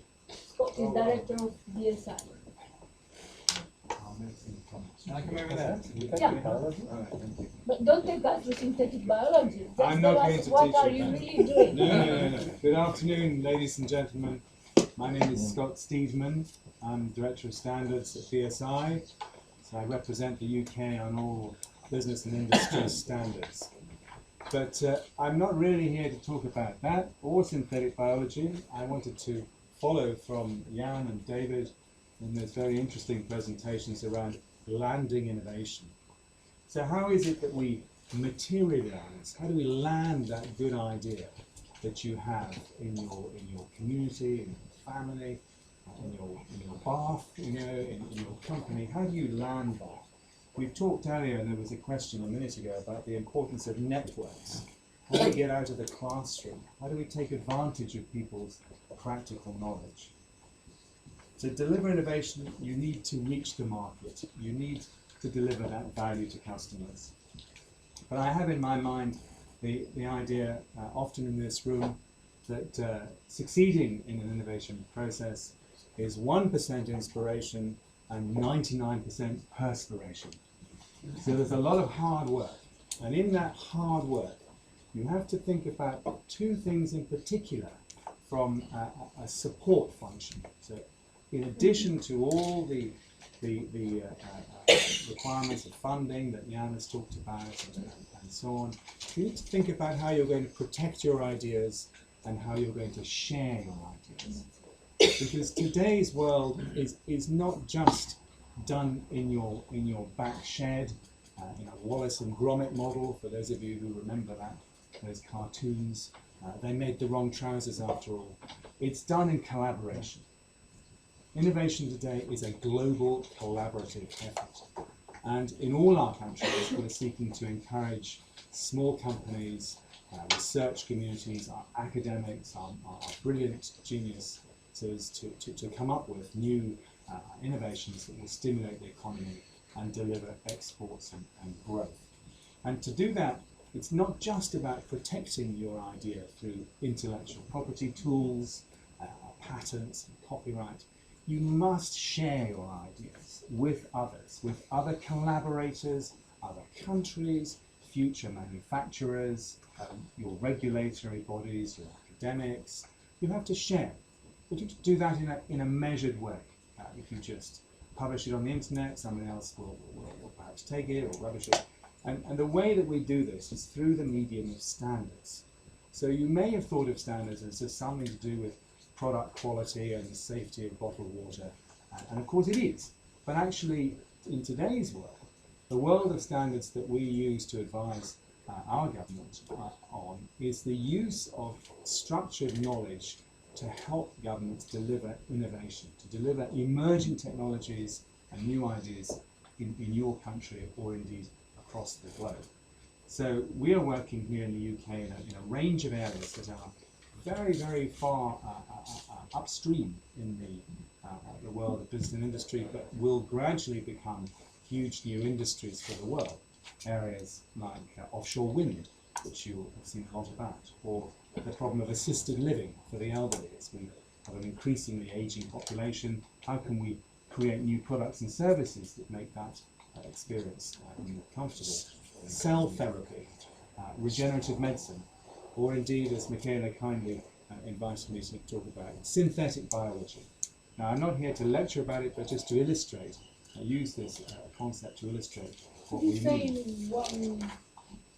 in a few words, what is synthetic biology? Well, where the Prime Minister asked you what it is. Synthetic biology is the making of biological elements, building blocks, a bit like children's toys, that you can assemble into some form to do something you want it to do. What is it good for? It will become part of our manufacturing process.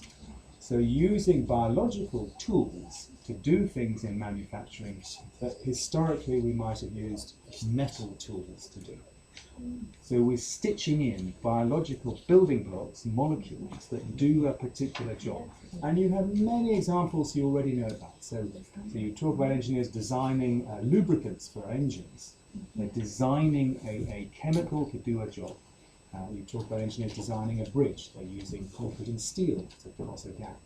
You talk about biological engineers designing a biological product to do a job, maybe for farming, or maybe for the chemical sector, or maybe to keep your windows clean, self-cleaning glass. So lots of ideas around where this will go, but it will become a global industry.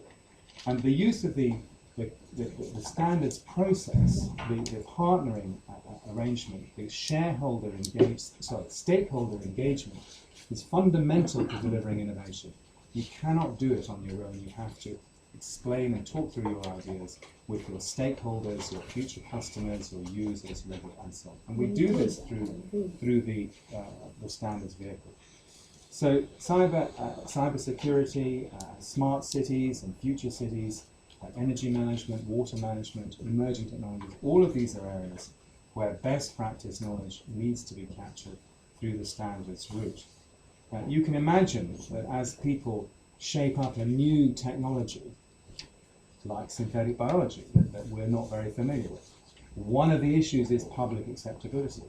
One of the issues is, what does it mean? And one of the first things you need to do is to agree the definitions on the language that you're using to describe your new invention before you can turn it into an innovation. So we go through a process of helping those communities with bright new ideas in synthetic biology write down what they're talking about. If they write down what they're talking about, they can help investors build confidence in their research. Very important. To win funding, you need to have investor confidence. Investors have no confidence if they don't understand what you're talking about. So the terminology and the language is an area that's often used. In the case of synthetic biology, the definition of those building blocks. That famous Danish children's toy Lego, you will think of that as an image of what I mean here. So how do you design the shape of those blocks in a way that people can exploit them around the world? If they're a different size, they won't plug in to your customer's factory, wherever that is. Metrology is an area that's very important in innovation. So if you're coming up with a new science, you want to convert it to a new product, how do you measure what you're doing? How do you characterize the products that you're talking about? And in this modern world, the issue around open innovation and responsible behaviors, open access to data, become ever more important. There are examples on the web today where you can post your question, and people all over the world will try and answer it. And big companies are using this very successfully to get questions answered very quickly by people who go home at night.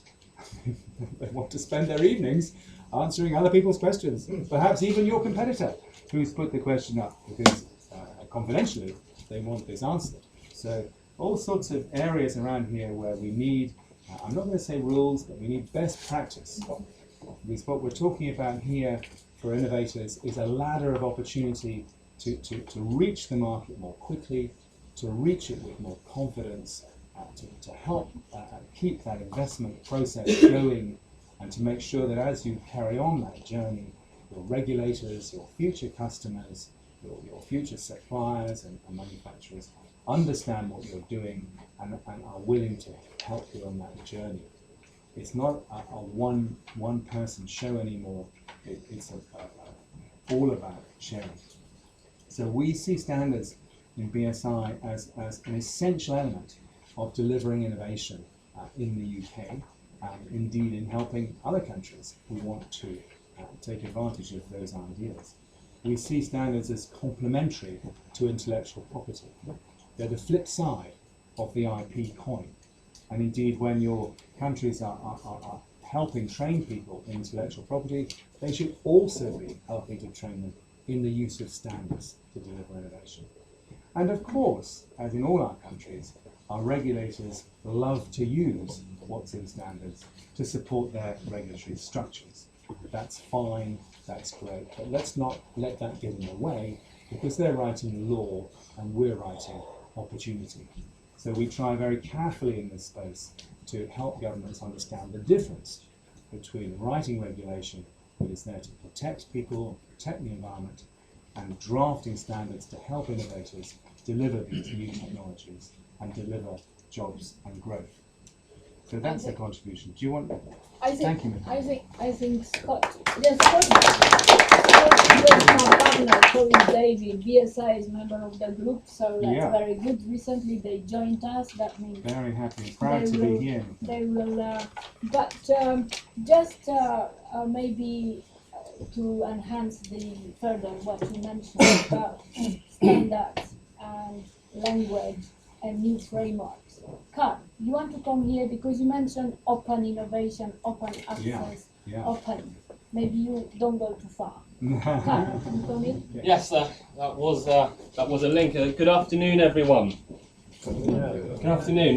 Can I say first of all how thrilled I am to be here? It's a rare privilege to talk to such a senior and distinguished audience, and I'm very proud to be a part of this. I am from, especially a think tank event actually, because I am from a think tank. I'm from a British political think tank, actually established 20 years ago by Jeff Morgan, an absolutely scarily clever man who you'll meet tomorrow.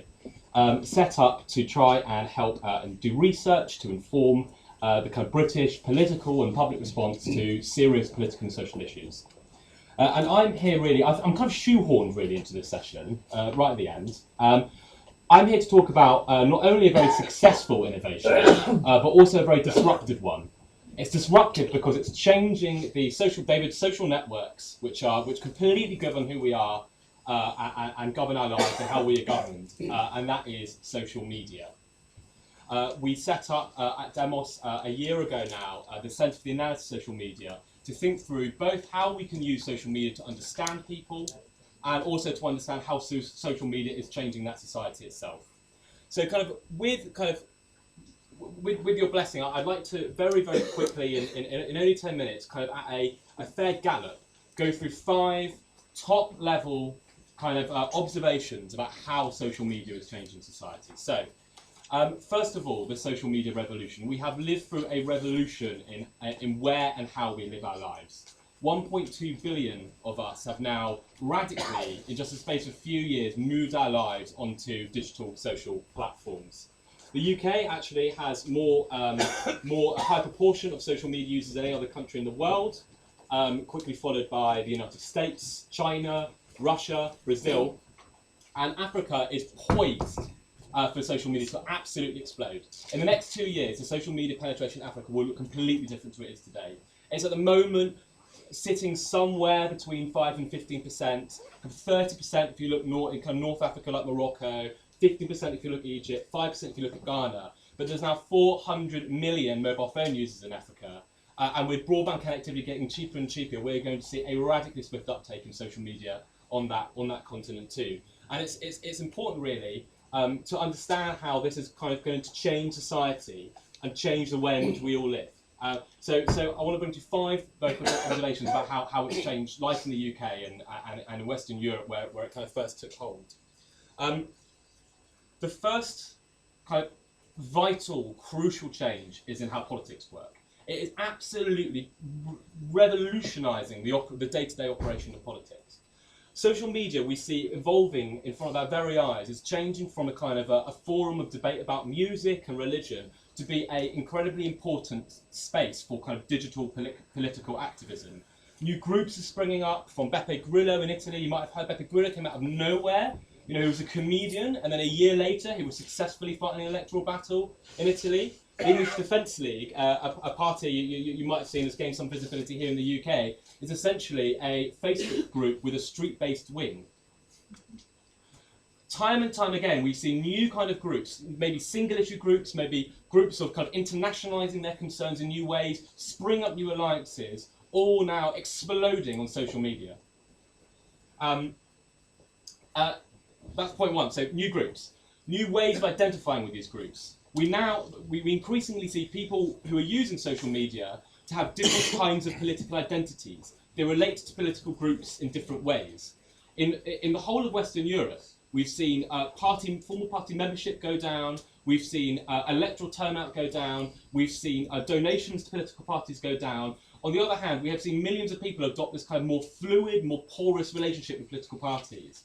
Now, 1 million people are in some way kind of like or friends of the English Defence League. You know, this is kind of sits somewhere between formal party membership and this kind of looser kind of affiliation with the group. It doesn't require you to sign up to kind of to kind of take the orders of formal hierarchy. It doesn't require you to pay political dues. What it does do is in some way relate you to a political project in a new way, which we're still trying to seek to understand. Also, the other kind of issue about politics is that it's levelling the playing field in a way which we're seeing powerfully realised. You know, not 2 decades ago, there were monopolies of communication in the press and in politics and in government, which have been absolutely exploded. This is allowing kind of these kind of insurgent grassroots movements to kind of gain audiences and cachets and constituencies like what we've never seen before. And that brings me on to point number 2. So it's not only changing politics, it's also changing beliefs. The gatekeepers which used to sit between us and the information we received have been levelled by this kind of deluge of kind of user-generated content. The kind of anthologist, the book editor, the academic, the newspaper editor, they are no longer sitting between us and the information that we receive. But what has kind of risen up as a kind of new kind of gatekeeper are the social networks that we surround ourselves on in social media. And that is changing the way, the kind of information which we receive and how we form beliefs on the basis of that information. What we're seeing happening are these homophilic networks rising up. You tend to associate with people who are quite similar to you. You tend to also do that on social media. So you surround yourself with what one academic calls invisible autopropaganda. This is that the people that are quite similar to you on social media now heavily mediate the kind of information that you receive. The effect of this is that we now have echo chambers. We have Republicans, we have Democrats, we have conspiracy theorists, all of whom are kind of surrounded by relatively like-minded fellow travellers, which create an information universe of essentially one opinion. And that opinion might not absolutely be the truthful opinion, but within these certain echo chambers, they harden into a kind of like received conventional wisdom. Now, this is kind of like evoking a kind of group, what we call group extremity shift. It's really powerful, so it's kind of social psychological phenomenon wherein if you get 20 Democrats in a room and 20 Republicans, or really of any political hue, and you get them to all talk Democrat politics or Republican politics, they all tend to end up more Democrat or Republican than they were in the first place. Incredibly powerful. We see this becoming more and more and more important online. And one of the most important ways in which it's happening is in conspiracy theories. Actually, Cambridge, I realised the other day, has set up a whole new centre. It's a probably worthwhile one, studying conspiracy theories. Incredibly important, because we've seen an absolutely blooming of the kind of conspiracist mindset, largely driven by the kind of echo chamber architecture of social media networks. So that's number 2, beliefs. Number 3, academia. We're sitting on the cusp now of the kind of blooming of a whole new academic discipline. So I don't quite know what it's going to be called, so call it social media science. This is based on the insight that in transporting your lives onto these kind of digital commons or kind of digital social platforms, we've now created more information about ourselves than we ever have had in the past. This is the datafication of human life. We have never had the kind of like digital visage of a whole society in motion, arguing, condemning, joking, falling in love, than we've ever had before. This is an incredibly exciting prospect, I think, for the entire humanities. And we're seeing in the UK, and some other places in Europe, there's kind of a very strong kind of research strategic pivot towards supporting the growth of a kind of muscular, empirical new discipline, which is going to try and understand and use this information. And it will be doing so by employing all these. So the other revolution, which has gone on kind of underneath this, is the big data revolution, which I don't have really time to touch on. But it's the growth of a whole suite of new tools which are capable of dealing with the data and the kind of complexity and at the speed in which it arrives that we now see in social media. This kind of social media science will be in some sense the kind of marshalling or kind of domesticating of these big data tools, algorithms, analytics, automated scraping, data visualizations within a kind of social science frame.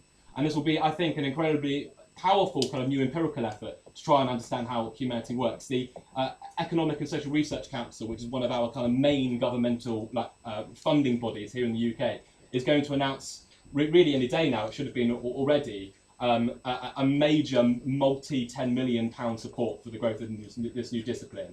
And I can really see that having knock-on consequences throughout academia elsewhere in the world too. They actually initially intended it to be the International Centre for Social Media Research, and then there's kind of the various international collaborators dropped away, so that's the Centre for International Social Media Research. A neat semantic pivot there.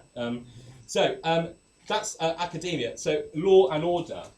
Social media, as we kind of transport our lives on social media, we transport all parts of our lives, both the good and the bad, the law-abiding and the illegal.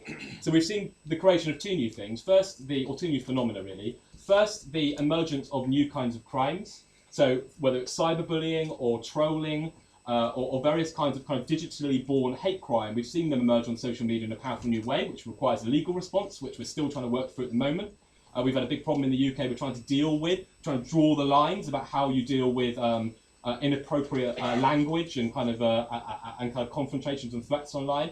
It's also a new forum for old crimes. We've seen Facebook used to hire hitmen, to steal identities, to launder money. You might Bitcoin and the Silk Road. You may have heard of all this. These are all new forums wherein old crimes are being reproduced in new ways. They're taking on new faces and new guises, new modus operandi, in order to do essentially what has always been done.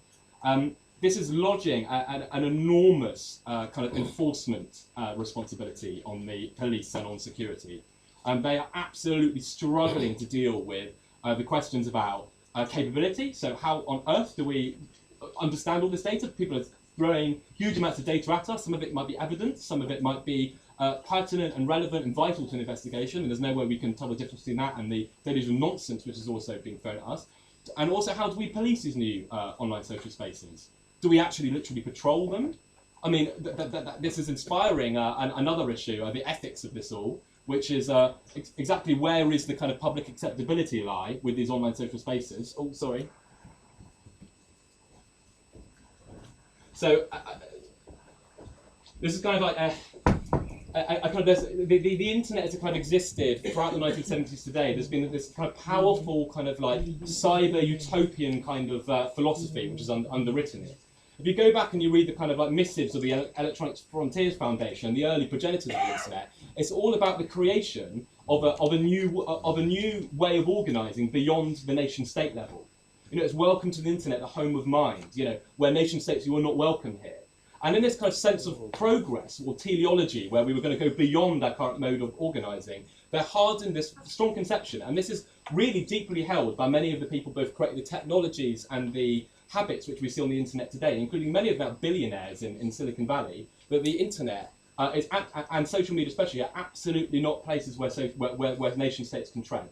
They're absolutely not places where conventional law enforcement and intelligence can do their daily work. We've seen bruising political debates both here in the UK and in the US over exactly where and how we can create powers to allow intelligence services and law enforcement to collect information on social media.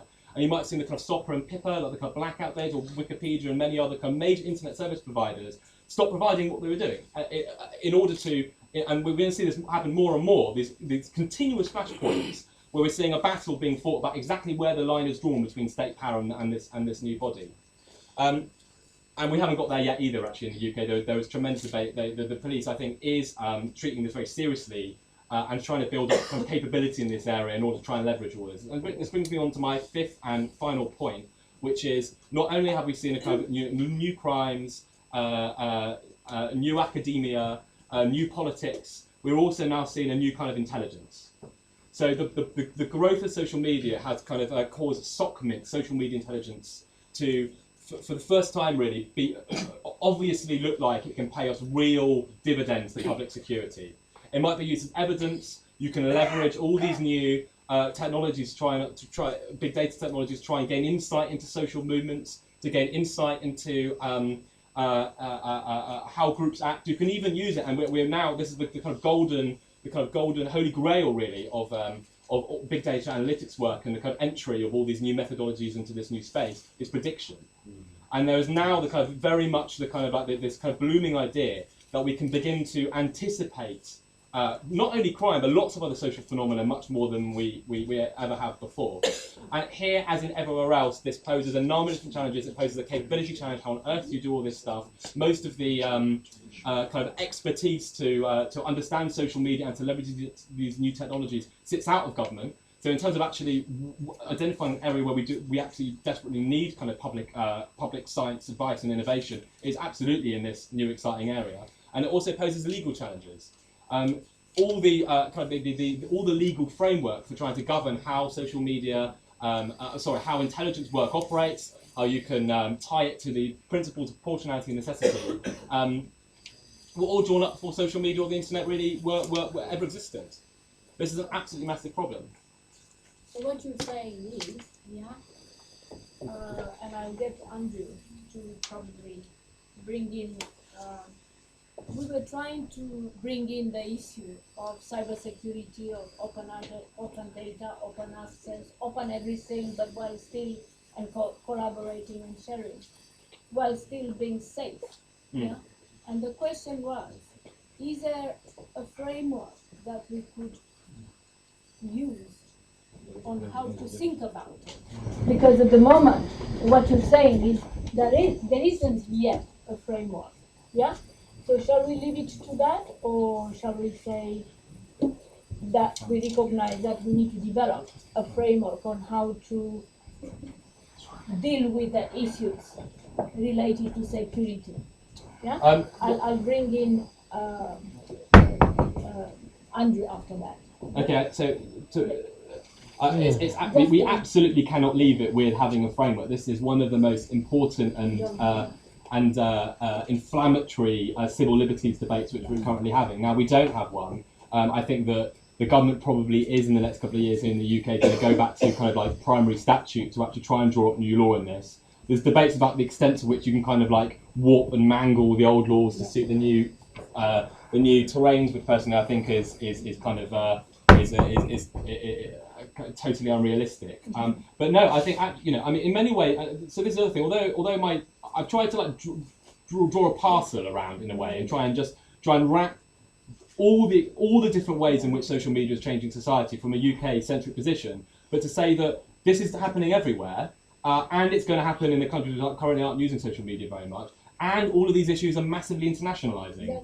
These are challenging all of our ideas about, in many ways, as the creators intended to, challenging ideas about where the nation state starts and stops. All of these things are international jurisdictional issues. In my own experience, I'm not a governmental person. We are not engaged in an international network in trying to think through these issues, and that absolutely needs to exist. It absolutely needs to exist. Otherwise, there is no state. There is no. The solution does not begin and end with our border. Is it a way a level playing field, because we don't know anywhere how to deal with that issue? We just need to start. Well, level or not, the playing field is the world. Is the world. Andrew, just. I'll just stay here because I'm trying to say something, but it'll be very brief because it's been a long afternoon. I wanted to look back into some things which Carl wasn't here this morning, but we were talking about values and how smart partnership can help.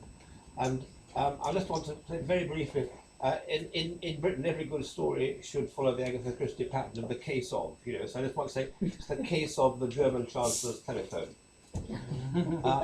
And if you watch the whole debate that's grown up around that, there are really two camps.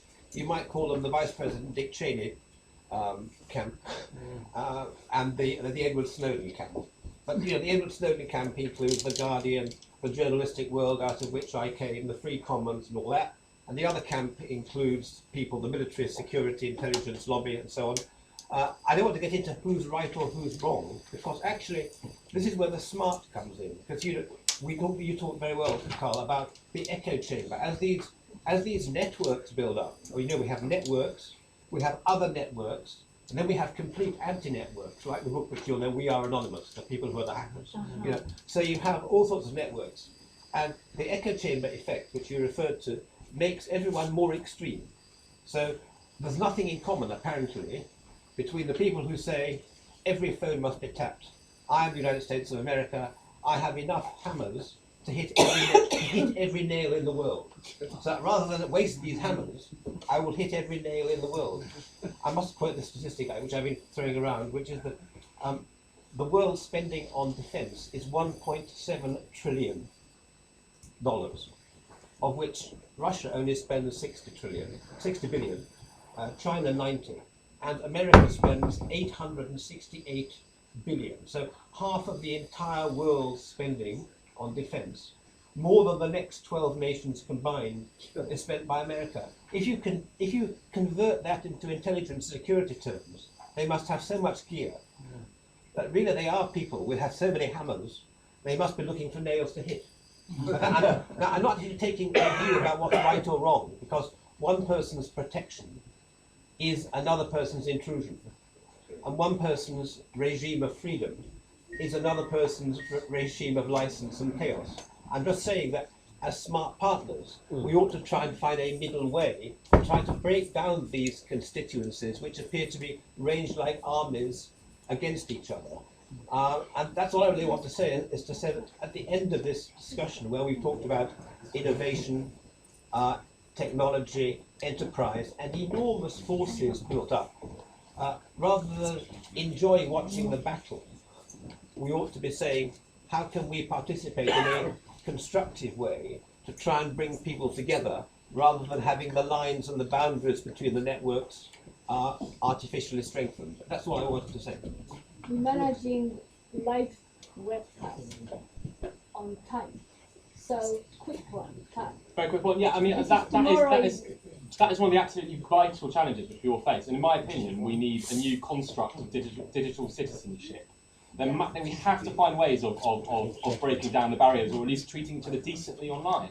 Now, if you talk about Anonymous, if you go to 4chan, which is the kind of like the forum where Anonymous came out of, it is an immoral space. You know, where there is absolutely, you go on there. Immoral. It's in many ways totally morally bankrupt. There's all this.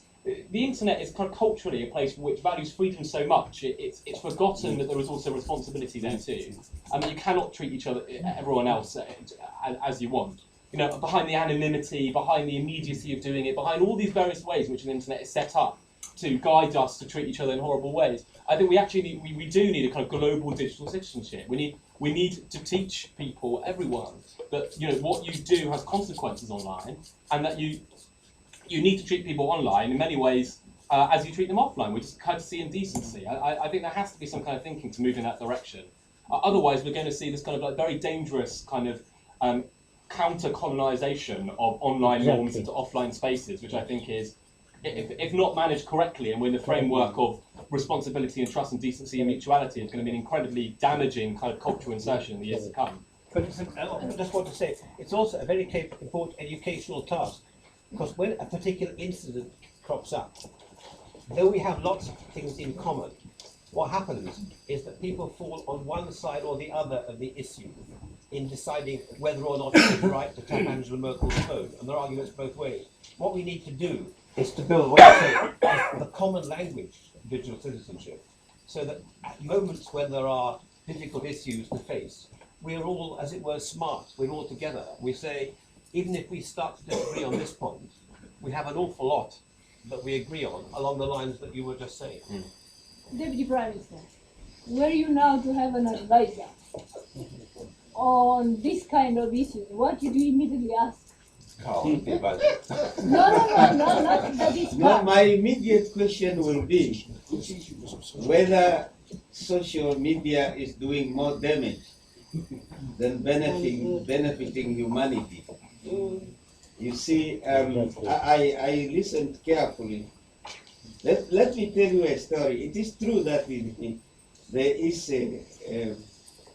the playing field is being leveled. And when people talk about the leveling of the playing field, they always talk about politicians, elections. Now, the other time I was in Indonesia and I met a lady from the Netherlands. And we were talking about elections with a colleague from Zambia. He was then the Minister of Finance. And the lady told us, look, you people have still got democracy. I asked her, but what do you mean? She said, but ours is no more democracy, democracy. because even trees and dogs are represented, you know, are represented in parliament. And of course, you see, when I listen to the story of social media, and when I look at what is happening, I realize that in actual fact, in terms of politics and otherwise, we are not leveling the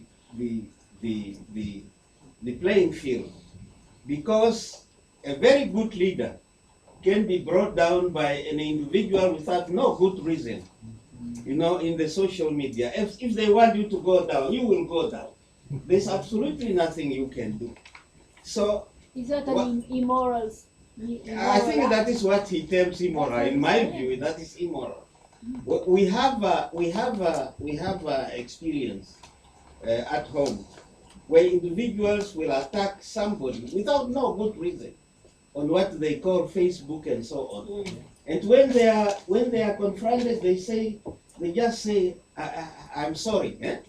There it ends. But your name have gone throughout the world as a very bad person. Now I agree that I believe that we need, and there is no way you can control this system. It's a good thing that people are free to participate in the social media. But once you have got the system destroyed, there's no way you can build it with a social media. Eh? It gets destroyed and it is left to those who have who have not participated in the destruction to build it up. You can take examples, many examples. But of course, I don't know, this technology. You see, we are spending money on new every 6 months. There's a new cell phone. You spend a little bit more, and the other one brings a new iPad. It's a little bit smaller. You spend a higher amount of money, so you go on. Where are we going to end? So we cannot control it. In actual fact, where we are heading to is to become slaves of our own technology. That's where we are heading to. But of course, if it is possible for us to do exactly what he said, in terms of creating mechanisms to, not to control, but to manage the situation, it will be good. If we don't, I don't know where we are going to end. DPM, we were talking over lunch. You were in liberation movement. There were no these gadgets to watch what you're doing. Today there is everything open. Would there still be a liberation movement possible? No, definitely not. I want to tell you it will not. Now, at the other time we were talking about leaks in institutions, high institutions of decision making, both from the political parties and from the government. And I told my colleagues that every time we talk, we are the same people. But then, after the meeting, you have got these leaks. Now we don't know apparently that these cell phones, when you talk, could be tapped in by somebody outside. And the last one, Michaela, that I want to tell you is when this issue of the American tapping their colleagues in Europe, now we were discussing this thing. How do we keep our information secret? Now we all agreed that if they are able to tap secret information from Germany and Britain, what about us? We should not even bother about it. You see, so we are just playing tools in a government. Carl, what do you think the Deputy Prime Minister should bother about his phone? The question of is social media kind of allowing us to throw off the yoke of kind of despotic governments, I think, is really contested. But you can clearly see how it is also helping. I mean, the Arab Spring is, in some sense, driven by the ability of people to coordinate with other people who are also trying to liberate themselves right now. That it happened in, it happened. It's happening in Syria now, and it happened in Egypt. So you could argue that the Arab Spring wasn't an undisputed benefit. No, absolutely, I'm not. And there are as many. I'm not evangelizing social media at all. It's got many bad effects as well as good effects. I'm arguing that you can't turn back the clock. People are going to be using social media. Ask me just to respond on that, just briefly. You see, this morning we talked about the link of government systems to cultural beliefs and cultural ways of doing things. And that is very, very important. It's very, very, very important. Now, I'm not saying the Arab Spring did not bring a benefit to the people. But I'm telling you the truth that the Arab Spring does not differ from Iraq. It doesn't differ from Iraq. You know, the death of what we wanted, only one man, have cost 500 or more than 500. It may go to 1 million people. Now, it is important for us to know that systems, the changing of systems, should not be forced by the will of individuals. It should be linked to institutional beliefs and cultural beliefs to come gradually. I can give you our kingdoms in Southern Africa. Our kingdoms are not like other kingdoms. The kingdoms are adapting to systems that some people may not understand. That's the point. But these are changes in the benefit of people. The Arab Spring, I think, and Europe should at least realize that, will be more destructive in the future. Now look at Egypt. What do you want? An elected president? Now he's standing in court. He's in prison. 2 of them. Yeah, 2 of them. You see, why don't you wait until there is time to change the leadership? If you elected that leader, and that is the principle of democracy, wait until there's elections and bring down, and that's what Obama said recently. Don't break it. Don't break it. Argue your case in election, win election, and then take over. And then you can implement your policy. Now, honestly speaking, if I live after 15 years and we meet, I hope I will, you will tell me a different story from the Arab Spring. We have changed a system that does not tally with the culture, that does not tell with the culture of governance in those areas, and it is going to bring more death. I think I'm going to use this draft. I know Henry has something to say quick, and then we'll move on. I really wanted to make just 2 points, but in view of time, I can even make it 1.5 points. This is the first point. If you look at the heading, we are talking about inclusion, institutions and network, science, advice, technology, public security, new insights. leveraging technology. Oh my God, it's a whole story. And we have discussed this afternoon, we have picked a number of points, but I feel personally that there is one major important item, particularly for developing countries. What we really need to address is to make sure that all our institutions, government, universities, standards, rules, and what have you, are structured in a manner and function in a manner that is more or less acceptable internationally. You don't want governments which don't have rule of law. You don't want standards which when you go they don't know how to test those standards, but you say we have one. Or you claim to have a bank, but the bank doesn't know how to send money to another country. We should not think too much in terms of numbers, but really in terms of minimal institutions that function internationally. You have heard that innovation is, much of it is through collaborative effort globally. You need those institutions in our places to be able to run at that path, even though they are fewer. That's, in my view, the major priority that our governments really need to address. The second point, and I would say half of this, because it's addressing Omar. For us to talk about science advice or the science and technology sector, and not to come with an explicit, clear position of which mandate should be handled by one,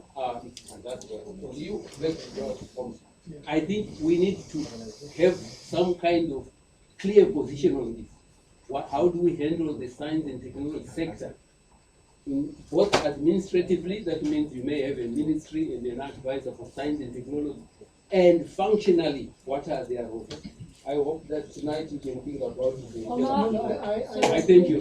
I want to come in now and follow the progress. Anything missing before we go to 3D? The guru on science advice unfortunately has gone. There is a book called Future Directions for Science Advice in Whitehall, which is very new. I got a copy from Kathy in Tanzania. If I read that book in 1984, I would not have accepted a job as a science advisor. I wouldn't. Because I think science advice in a developed country is very, very different from science advice which is required in our developing countries. I wanted to say that in front of David, but you didn't let me. Let me go. You see, we are not dealing with issues that need long debates.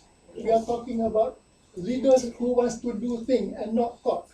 Leaders who are doers, they need advice. It is not so much giving him advice, it is actually to be the bridge between him and the scientific community, is for you to provide the information that he requires, and sometimes to be the arbiter when there are too many conflicting ideas.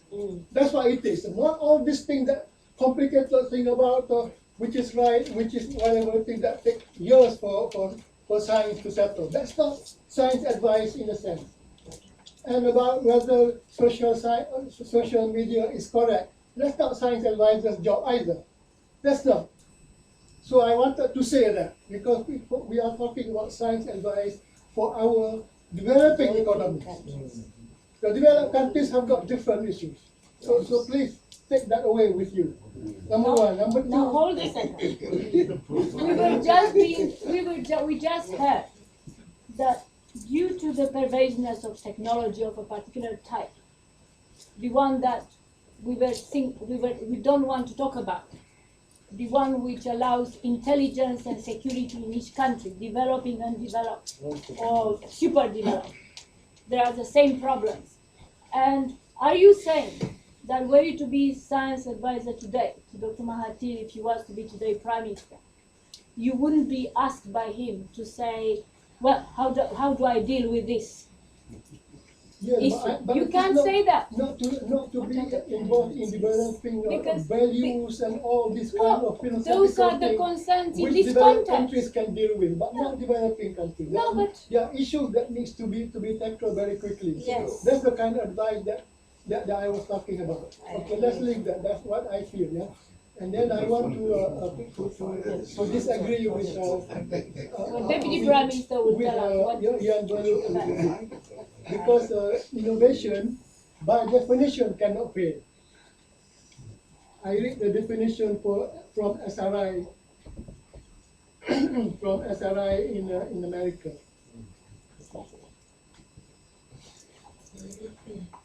Wait. Innovation is the creation of new customer value. It creates new customer value in the marketplace with sustainable business model for enterprise producing it. In other words, if it is not that, it is not an innovation. It's still just an invention. This is why I introduced the word pre-innovation. When you have an innovation that you have gone through all the processes and it is ready to be commercialized, it is pre-innovation. It is whether it is going to be successful and become innovation, you don't know yet. But if it is successful, then it is on innovation. That's my contribution to this debate about innovation. Thank you very much. there is a cybersecurity institute, isn't it, in Malaysia, whom all of us in the developing, we benefited by visiting it. You wouldn't be able to visit GCHQ here as easily as we had access to the Cybersecurity Institute. Now, the Cybersecurity Institute in Malaysia is now part of Ministry of Science Technologies. I'm sure the science advisor has to do something about it, in addition to the intelligence services and security and defense in the country. But that being said, 3D printing, what about that? What about 3D printing? Thank Is you. 3D printing or 3D making? We'll debate it. We'll debate that later. So yes. Just a continuation of the last. Dear ministers, ladies and gentlemen, thank you for having me today to talk to you a little bit about 3D printing. Obviously, to talk to you about 3D printing, I would need to have at least a 3D printer, or maybe many, or at least some 3D printed objects to show you, which I don't have today. But I would just like cover it. But you invited us to your place. Some of you I recognize. I've seen you. You came to my place like in August, so you have seen all the machines and all the objects that we are currently doing. For others, you will just use your imagination. I will first. But we are welcome to you. And you're welcome to come to our store, which is in London, next to here in the city. Farringdon, not very far. So first I will give you some insight. I suspect all of you have heard and read and seen about 3D printing because it's so hyped these days. But I'm not sure if many of you have a real knowledge and have touched it for yourself. So let me first cover a little bit of what it is, and then I will cover what it is not. But you're the founder and the owner. I'm the founder and owner of a company which is the largest retailer for 3D printers in Europe and possibly worldwide, but at least Europe. It's called iMaker, not 3D printing. I do not want to make so much publicity for myself, but yes, if you invite me to do so, my company is called iMaker, like I-M-A-K-R, and the reason we call it iMaker is because I, not like Apple iPhone, but I like me, I am maker. I make things, because these days we call it 3D printing, but in my opinion, that's very little to do with printing. It's more about making, creating things. So iMaker is the name of my company. So back to it. 3D printing can do a lot. First thing, 3D printing is not new. Many people believe it's a new technology. It is not. 3D printing has been invented in 1960, which is like 50 years ago, right? Invented. And then it has been a reality, working something, functioning from 81, 82, 83, you know, depending the technologies and where you start from.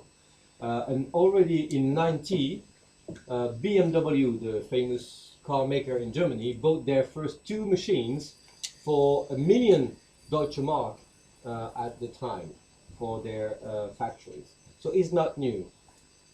The new thing, just to let you know, is that the price has gone down, hence people think about it for themselves. Then they realize more what that could do. Many people try to innovate with this. Then journalists come to it and see things, so they talk about it, and then it goes more and more in the hype. But it is not new. The truth is that today you can actually buy a 3D printer that would actually work, like print things for real, for let's say roughly £1,000, anywhere between 500 and 2,000 if you like. So let's say 1,000 to make it simple. And these machines, at the moment, are capable of printing with a very good quality and a very good accuracy, mainly in plastic. ABS, PLA. ABS, a plastic made of oil. PLA, a plastic made of starch, maize, corn.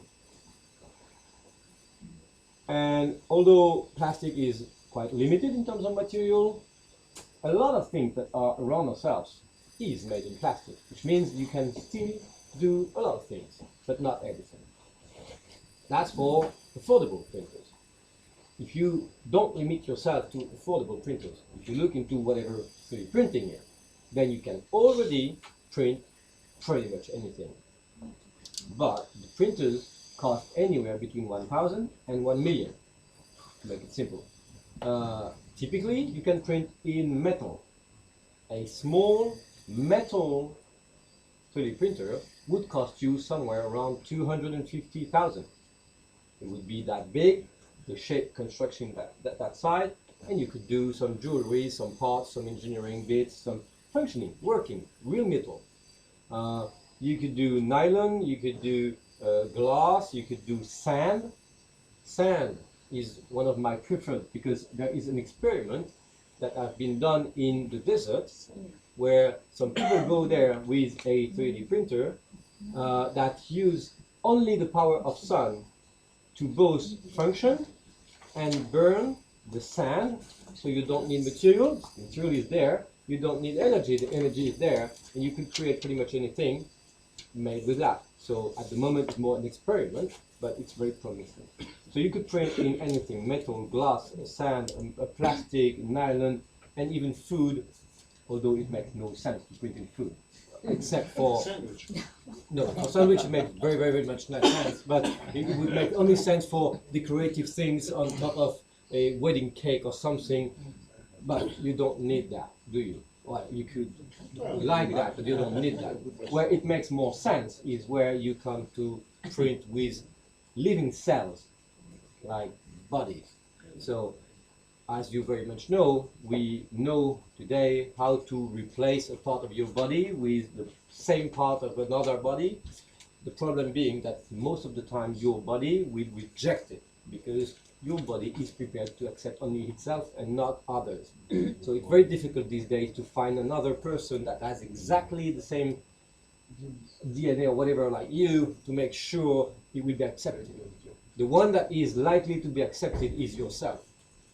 And the idea here is that if you have, say, your liver is going sick, if you can pick a bit of your liver, which is not sick yet, then multiply that, then use that to create a new liver, and then install that instead of the previous one. Then you will not reject it because it's yours. And Is this science fiction? No, this is for real. No, I'm just giving you real examples. And another one which is even easier to realize is the skin. The skin is the part of the body that reproduces itself quite easily, easier when the subject is younger and less when it is less young. But if you pick a little bit of your skin somewhere you don't really need it, in the back or somewhere, then you can easily reproduce that in a laboratory. The only thing is the way we reproduce that these days is flat. You would have a large sheet of your skin, and then from there you can create a material that you would 3D print in any shape. And there has been experiment very successful to recreate an ear for a person that lost it. So you can create an ear that is exactly the same like the other one. You see the shape, you reproduce that symmetry, and you create a functional real ear. Yeah? This is just example. That's cosmetic.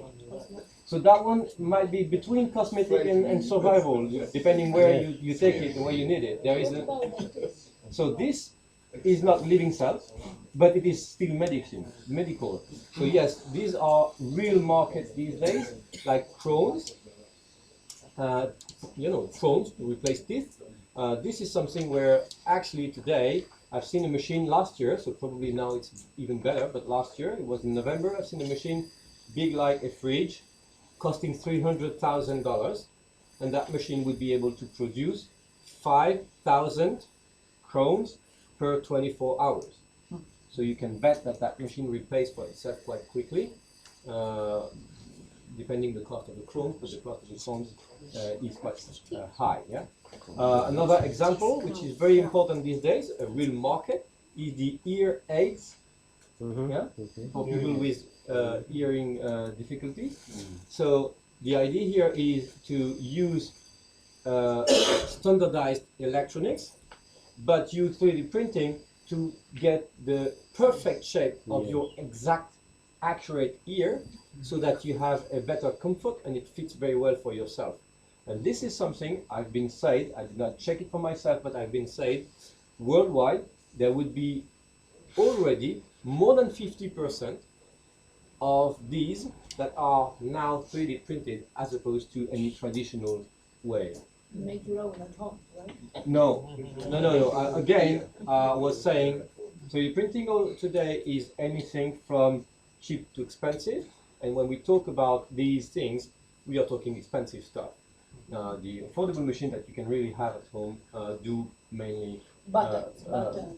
Anything from toy, tools, parts, fix, lampshade, interior design, you name it, you can do it, as far as it's still plastic or mixed of plastic.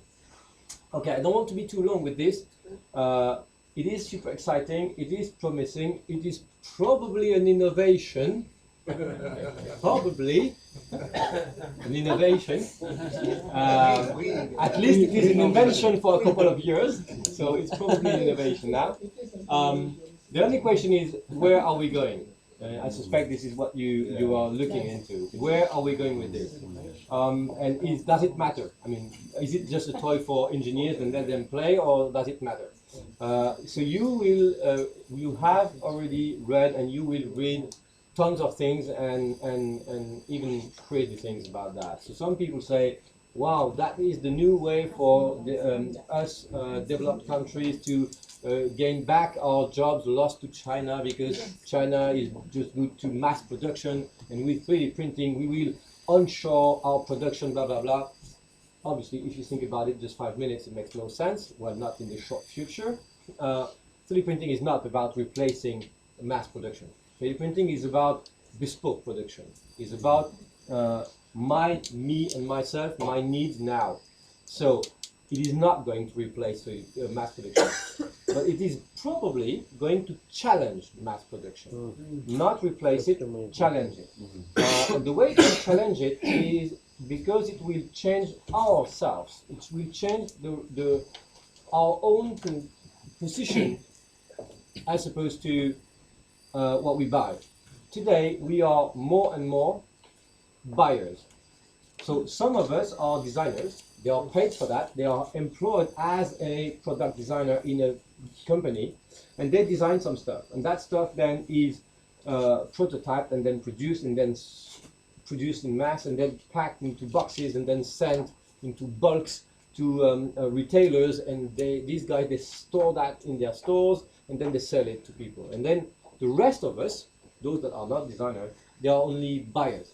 You need something, you go in the store and you buy it, which has not always been the case. I mean, in the past, we needed something, we do it. I mean, if you need a tool, you go break a branch of a tree and you make your tool if you need it. And then from there, some people were good at doing that kind of thing, and some others good at doing something else, and then they've been starting exchanging goods between you do that for me, I do this for you. And then from there, we specialized and specialized in more. And now we are today in an extreme situation where we just go buy things, and if you don't like something, you just go buy another one. I think with 3D printing, and some general tendency and trends, but 3D printing will accelerate that. We are more going to be able to obviously some of us will be able to create their things, but that's not the majority. But companies will be able to take advantage of 3D printing to kind of specialize, customize things for your needs. And today, mainly when you have a choice for a product is like color and size. So you have that product, and the most you can choose is I would like to choose that color and that size, and that's it. But you cannot choose the shape of it. You cannot, and with 3D printing, because 3D printing is so powerful at bespoke, you will have a chance to see these websites and these vendors and manufacturers offer you more choice. And instead of just color and size, you say glasses, for example, instead of just, today you don't have choice with glasses. You have just a choice between products, but you can't really choose anything about the glass except maybe the lenses, perhaps the colors, and that's it. In the future, you will be able probably to say, okay, my face is that size here, and my nose is that shape. And not only that size, but also that shape, because we know that Asian people, they have a very different shape of nose as opposed to a European and as opposed to African, and there are differences. And so the shape of this part of glass, I like this frame, I like this style, I just want it to fit me. So I would be able in some way to give my size and my dimension and got something made for me. And this is just an example, but that will be for everything. I go buy furnitures, I like that piece of furniture, but I would like the handle to be not only my color, but my shape, and today, so I'm not saying, and nobody believes, that you're going to 3D print furniture. It makes no sense to go 3D print some cupboard, because it's big, because the cheapest way to make some furniture is to use wood, either plain wood or processed wood. So IKEA is good for long. I mean, you still go in our countries to IKEA to buy furniture, but handles, corners, and some bits inside of some things, that makes sense. And today, if you go to IKEA buy some furniture, they offer you a choice between 5 or 6 different handles, no more, because if they would like to offer you 30 or 50, but they need to stock them all. It's expensive, they would not sell that many. So this is where we are going to see things. And the other thing that we are going to see is, again, new jobs.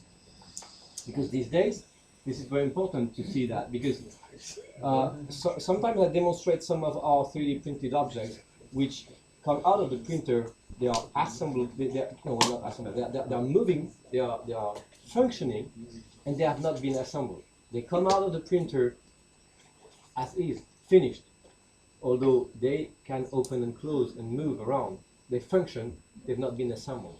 Some people tell me, wow, this is bad because this will suppress the job of the person that used to assemble things. That's perhaps true. But at the same time, you're going to have more jobs for people to design, think, create. And all of us, with differences obviously between countries, but all of us, we tend to push our population, our young people, more and more to schools. And then we reach a point where you have tons of pupils coming out of school with a certain degree, a certain knowledge, and they can't find a job to match that what they've learned. And then, to make it simple, you have done 5 or 6 years of study and you go sell food in a McDonald's because you could not find a job matching your expertise. And I think with 3D printing, we are raising the level of the jobs that are involved in there, not only to improve the printers themselves, but also to create new objects.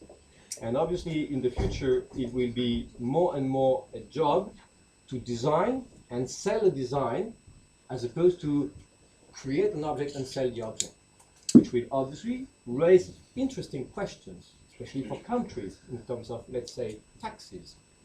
Because today it's quite easy, well, not always obvious, but at least easy, to say, okay, goods enter my country, goods go out my country, I take a tax when it enters and when it goes out. But what if the file enter my country and things are created in my country, but the design comes from somewhere else. How and where do I take my tax to make my country sustain? Which is an important subject. Another one being, obviously, if I create a beautiful design which is very clever, makes sense, and I sell it to one person, and that person told me they would just make one, but in fact they make a million. Raise tons of questions, and all these questions are very interesting to discuss, and they create opportunity to create new jobs, because there is a job which is thinking, developing, creating software around this. Then another question would be, who will benefit that? Is it only the developed countries that will benefit that because they are already a bit in advance on that? If I look today what the printer that we are selling at iMaker, where do they come from? Mainly from the US. We've got maybe 12, 15 different brands that we resell. 3 of them are from the US, MakerBot, Solidoodle, and Cubify. One from the UK here, used to be Bits for Bytes, now they are called Cubex. And one from Netherlands, which is Ultimaker.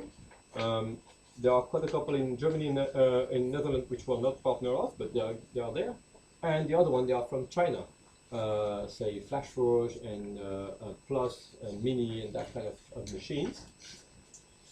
I've not seen any from Africa yet. I've not seen any from South America yet, although they are, I know, but maybe not at the level where they sell that to us.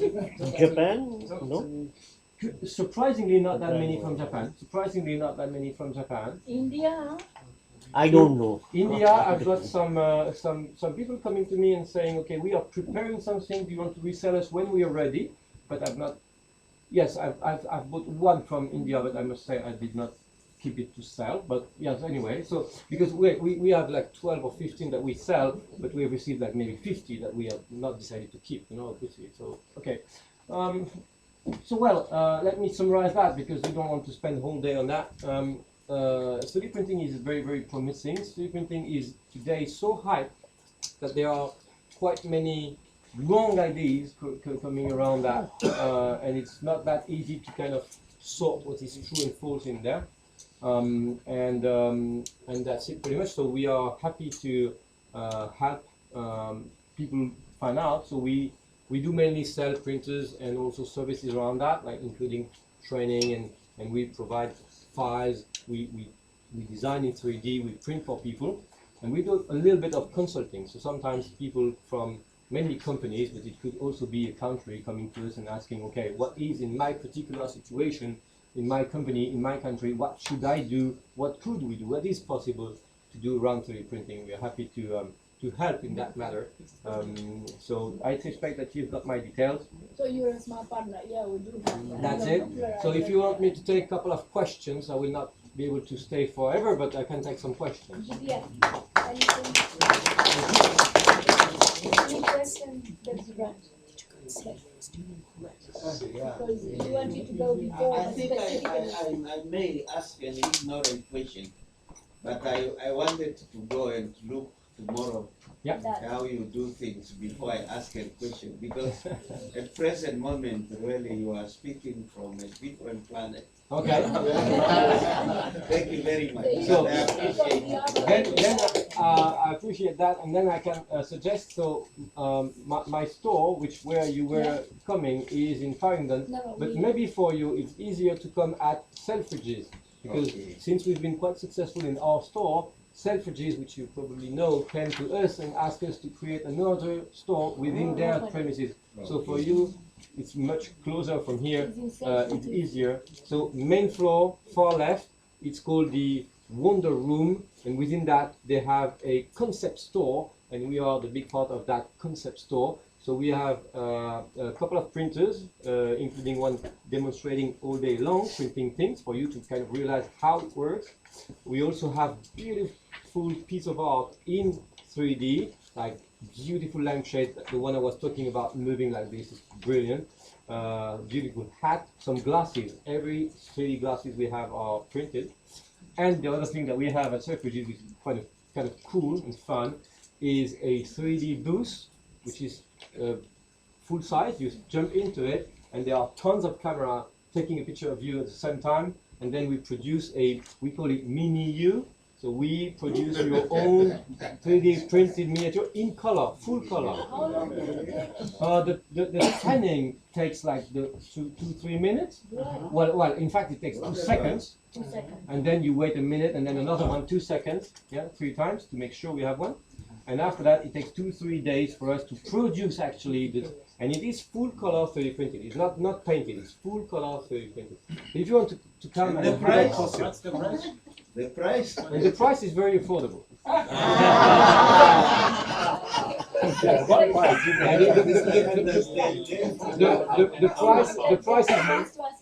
The price is £159 for a figurine, depending the size. And you put it on your desk, right? And we've done a minister of the government here. We've done a member of parliament of the government here. We've done some stars and people like that. And we've done families. They come 5 of them, and they create their own figurines for the family. It's a brilliant gift for the grandmother or that kind of thing. And companies come for corporate gifts as well. What size? Questions? Yeah. The German standard. I'm very to give my question, but I also just wanted to talk about the social media. And I could see it's something that everybody was quite engrossed with. Yeah, I think as developing countries, especially in Africa, the interventions that have come through, the technologies that have come through, like for example the cell phone, the new technologies, have had such a huge impact on our development as Africa. And we've managed to leverage on those and even create new innovations. For example, the payment systems that we're now doing, like M-Pesa from Kenya, and what we're now doing in Zimbabwe. So I just wanted to say, even on social media, I think it's an area that we can look at and see how we can innovate from that, how we can develop further from that, and even create solutions even for the world, because people are still grappling on how to actually tackle it. There are no answers even here on how to utilize everything coming out of social media. So I think it's an area that we can look at and embrace and develop. I think we need from now on Parliament. And then for him, what was my question then?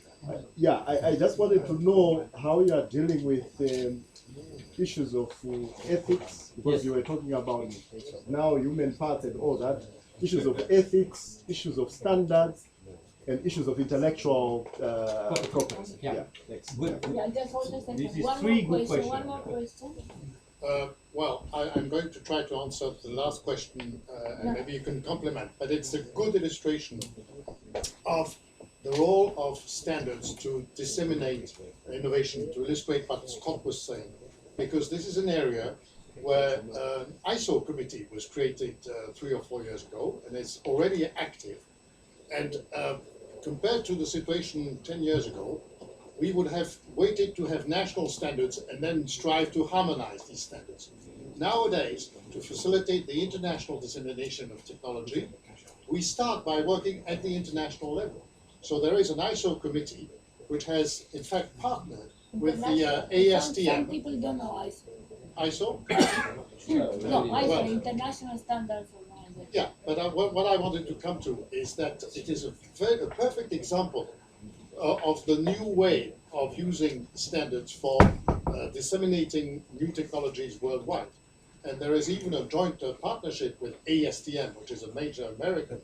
And usually, in the world before, we would have waited for ASTM to make a standard, for the Europeans to make a standard, for the Chinese to make a standard, and then it would have taken 10 years to harmonize these standards. Now the work is being done directly. And what I wanted to say is that those of your countries, there are 16 countries members of that committee. None is a developing country. But if you are interested in monitoring what is going on internationally, a good way is ask your national standards body to keep an eye on this ISO Technical Committee 261. So I think it's a good example to illustrate what we have been saying before you arrived on the role of international standards to disseminate and transfer technology worldwide. And it's an opportunity for developing countries to catch up if this is of interest to them. Okay. Okay, so that was not really a question. That's not a No, question. no, it was just answering my yeah. colleague from the Standards Institute from Zimbabwe, and but maybe you have an opinion on what I have just said. So that's my question. Definitely. To be very honest, it's always good when the standard comes earlier rather than later, especially for enterprises trying to innovate or invent. To try to innovate, and then you invest quite a lot in something, and then a standard comes out and it's not what you've done, so you need to adapt everything. So it's better if the standard comes earlier rather than later. And the other thing is, we need standards in terms of 3D printing. Just like give you a very small example, but a very practical level, and probably ISO will not deal with that, but it will come at some point. Today, if you buy a 3D printer from us or from anybody, one that you can have for your home, obviously you need some material to put in there. Usually plastic comes in a roll. And these days, if you buy a MakerBot will tell you that you should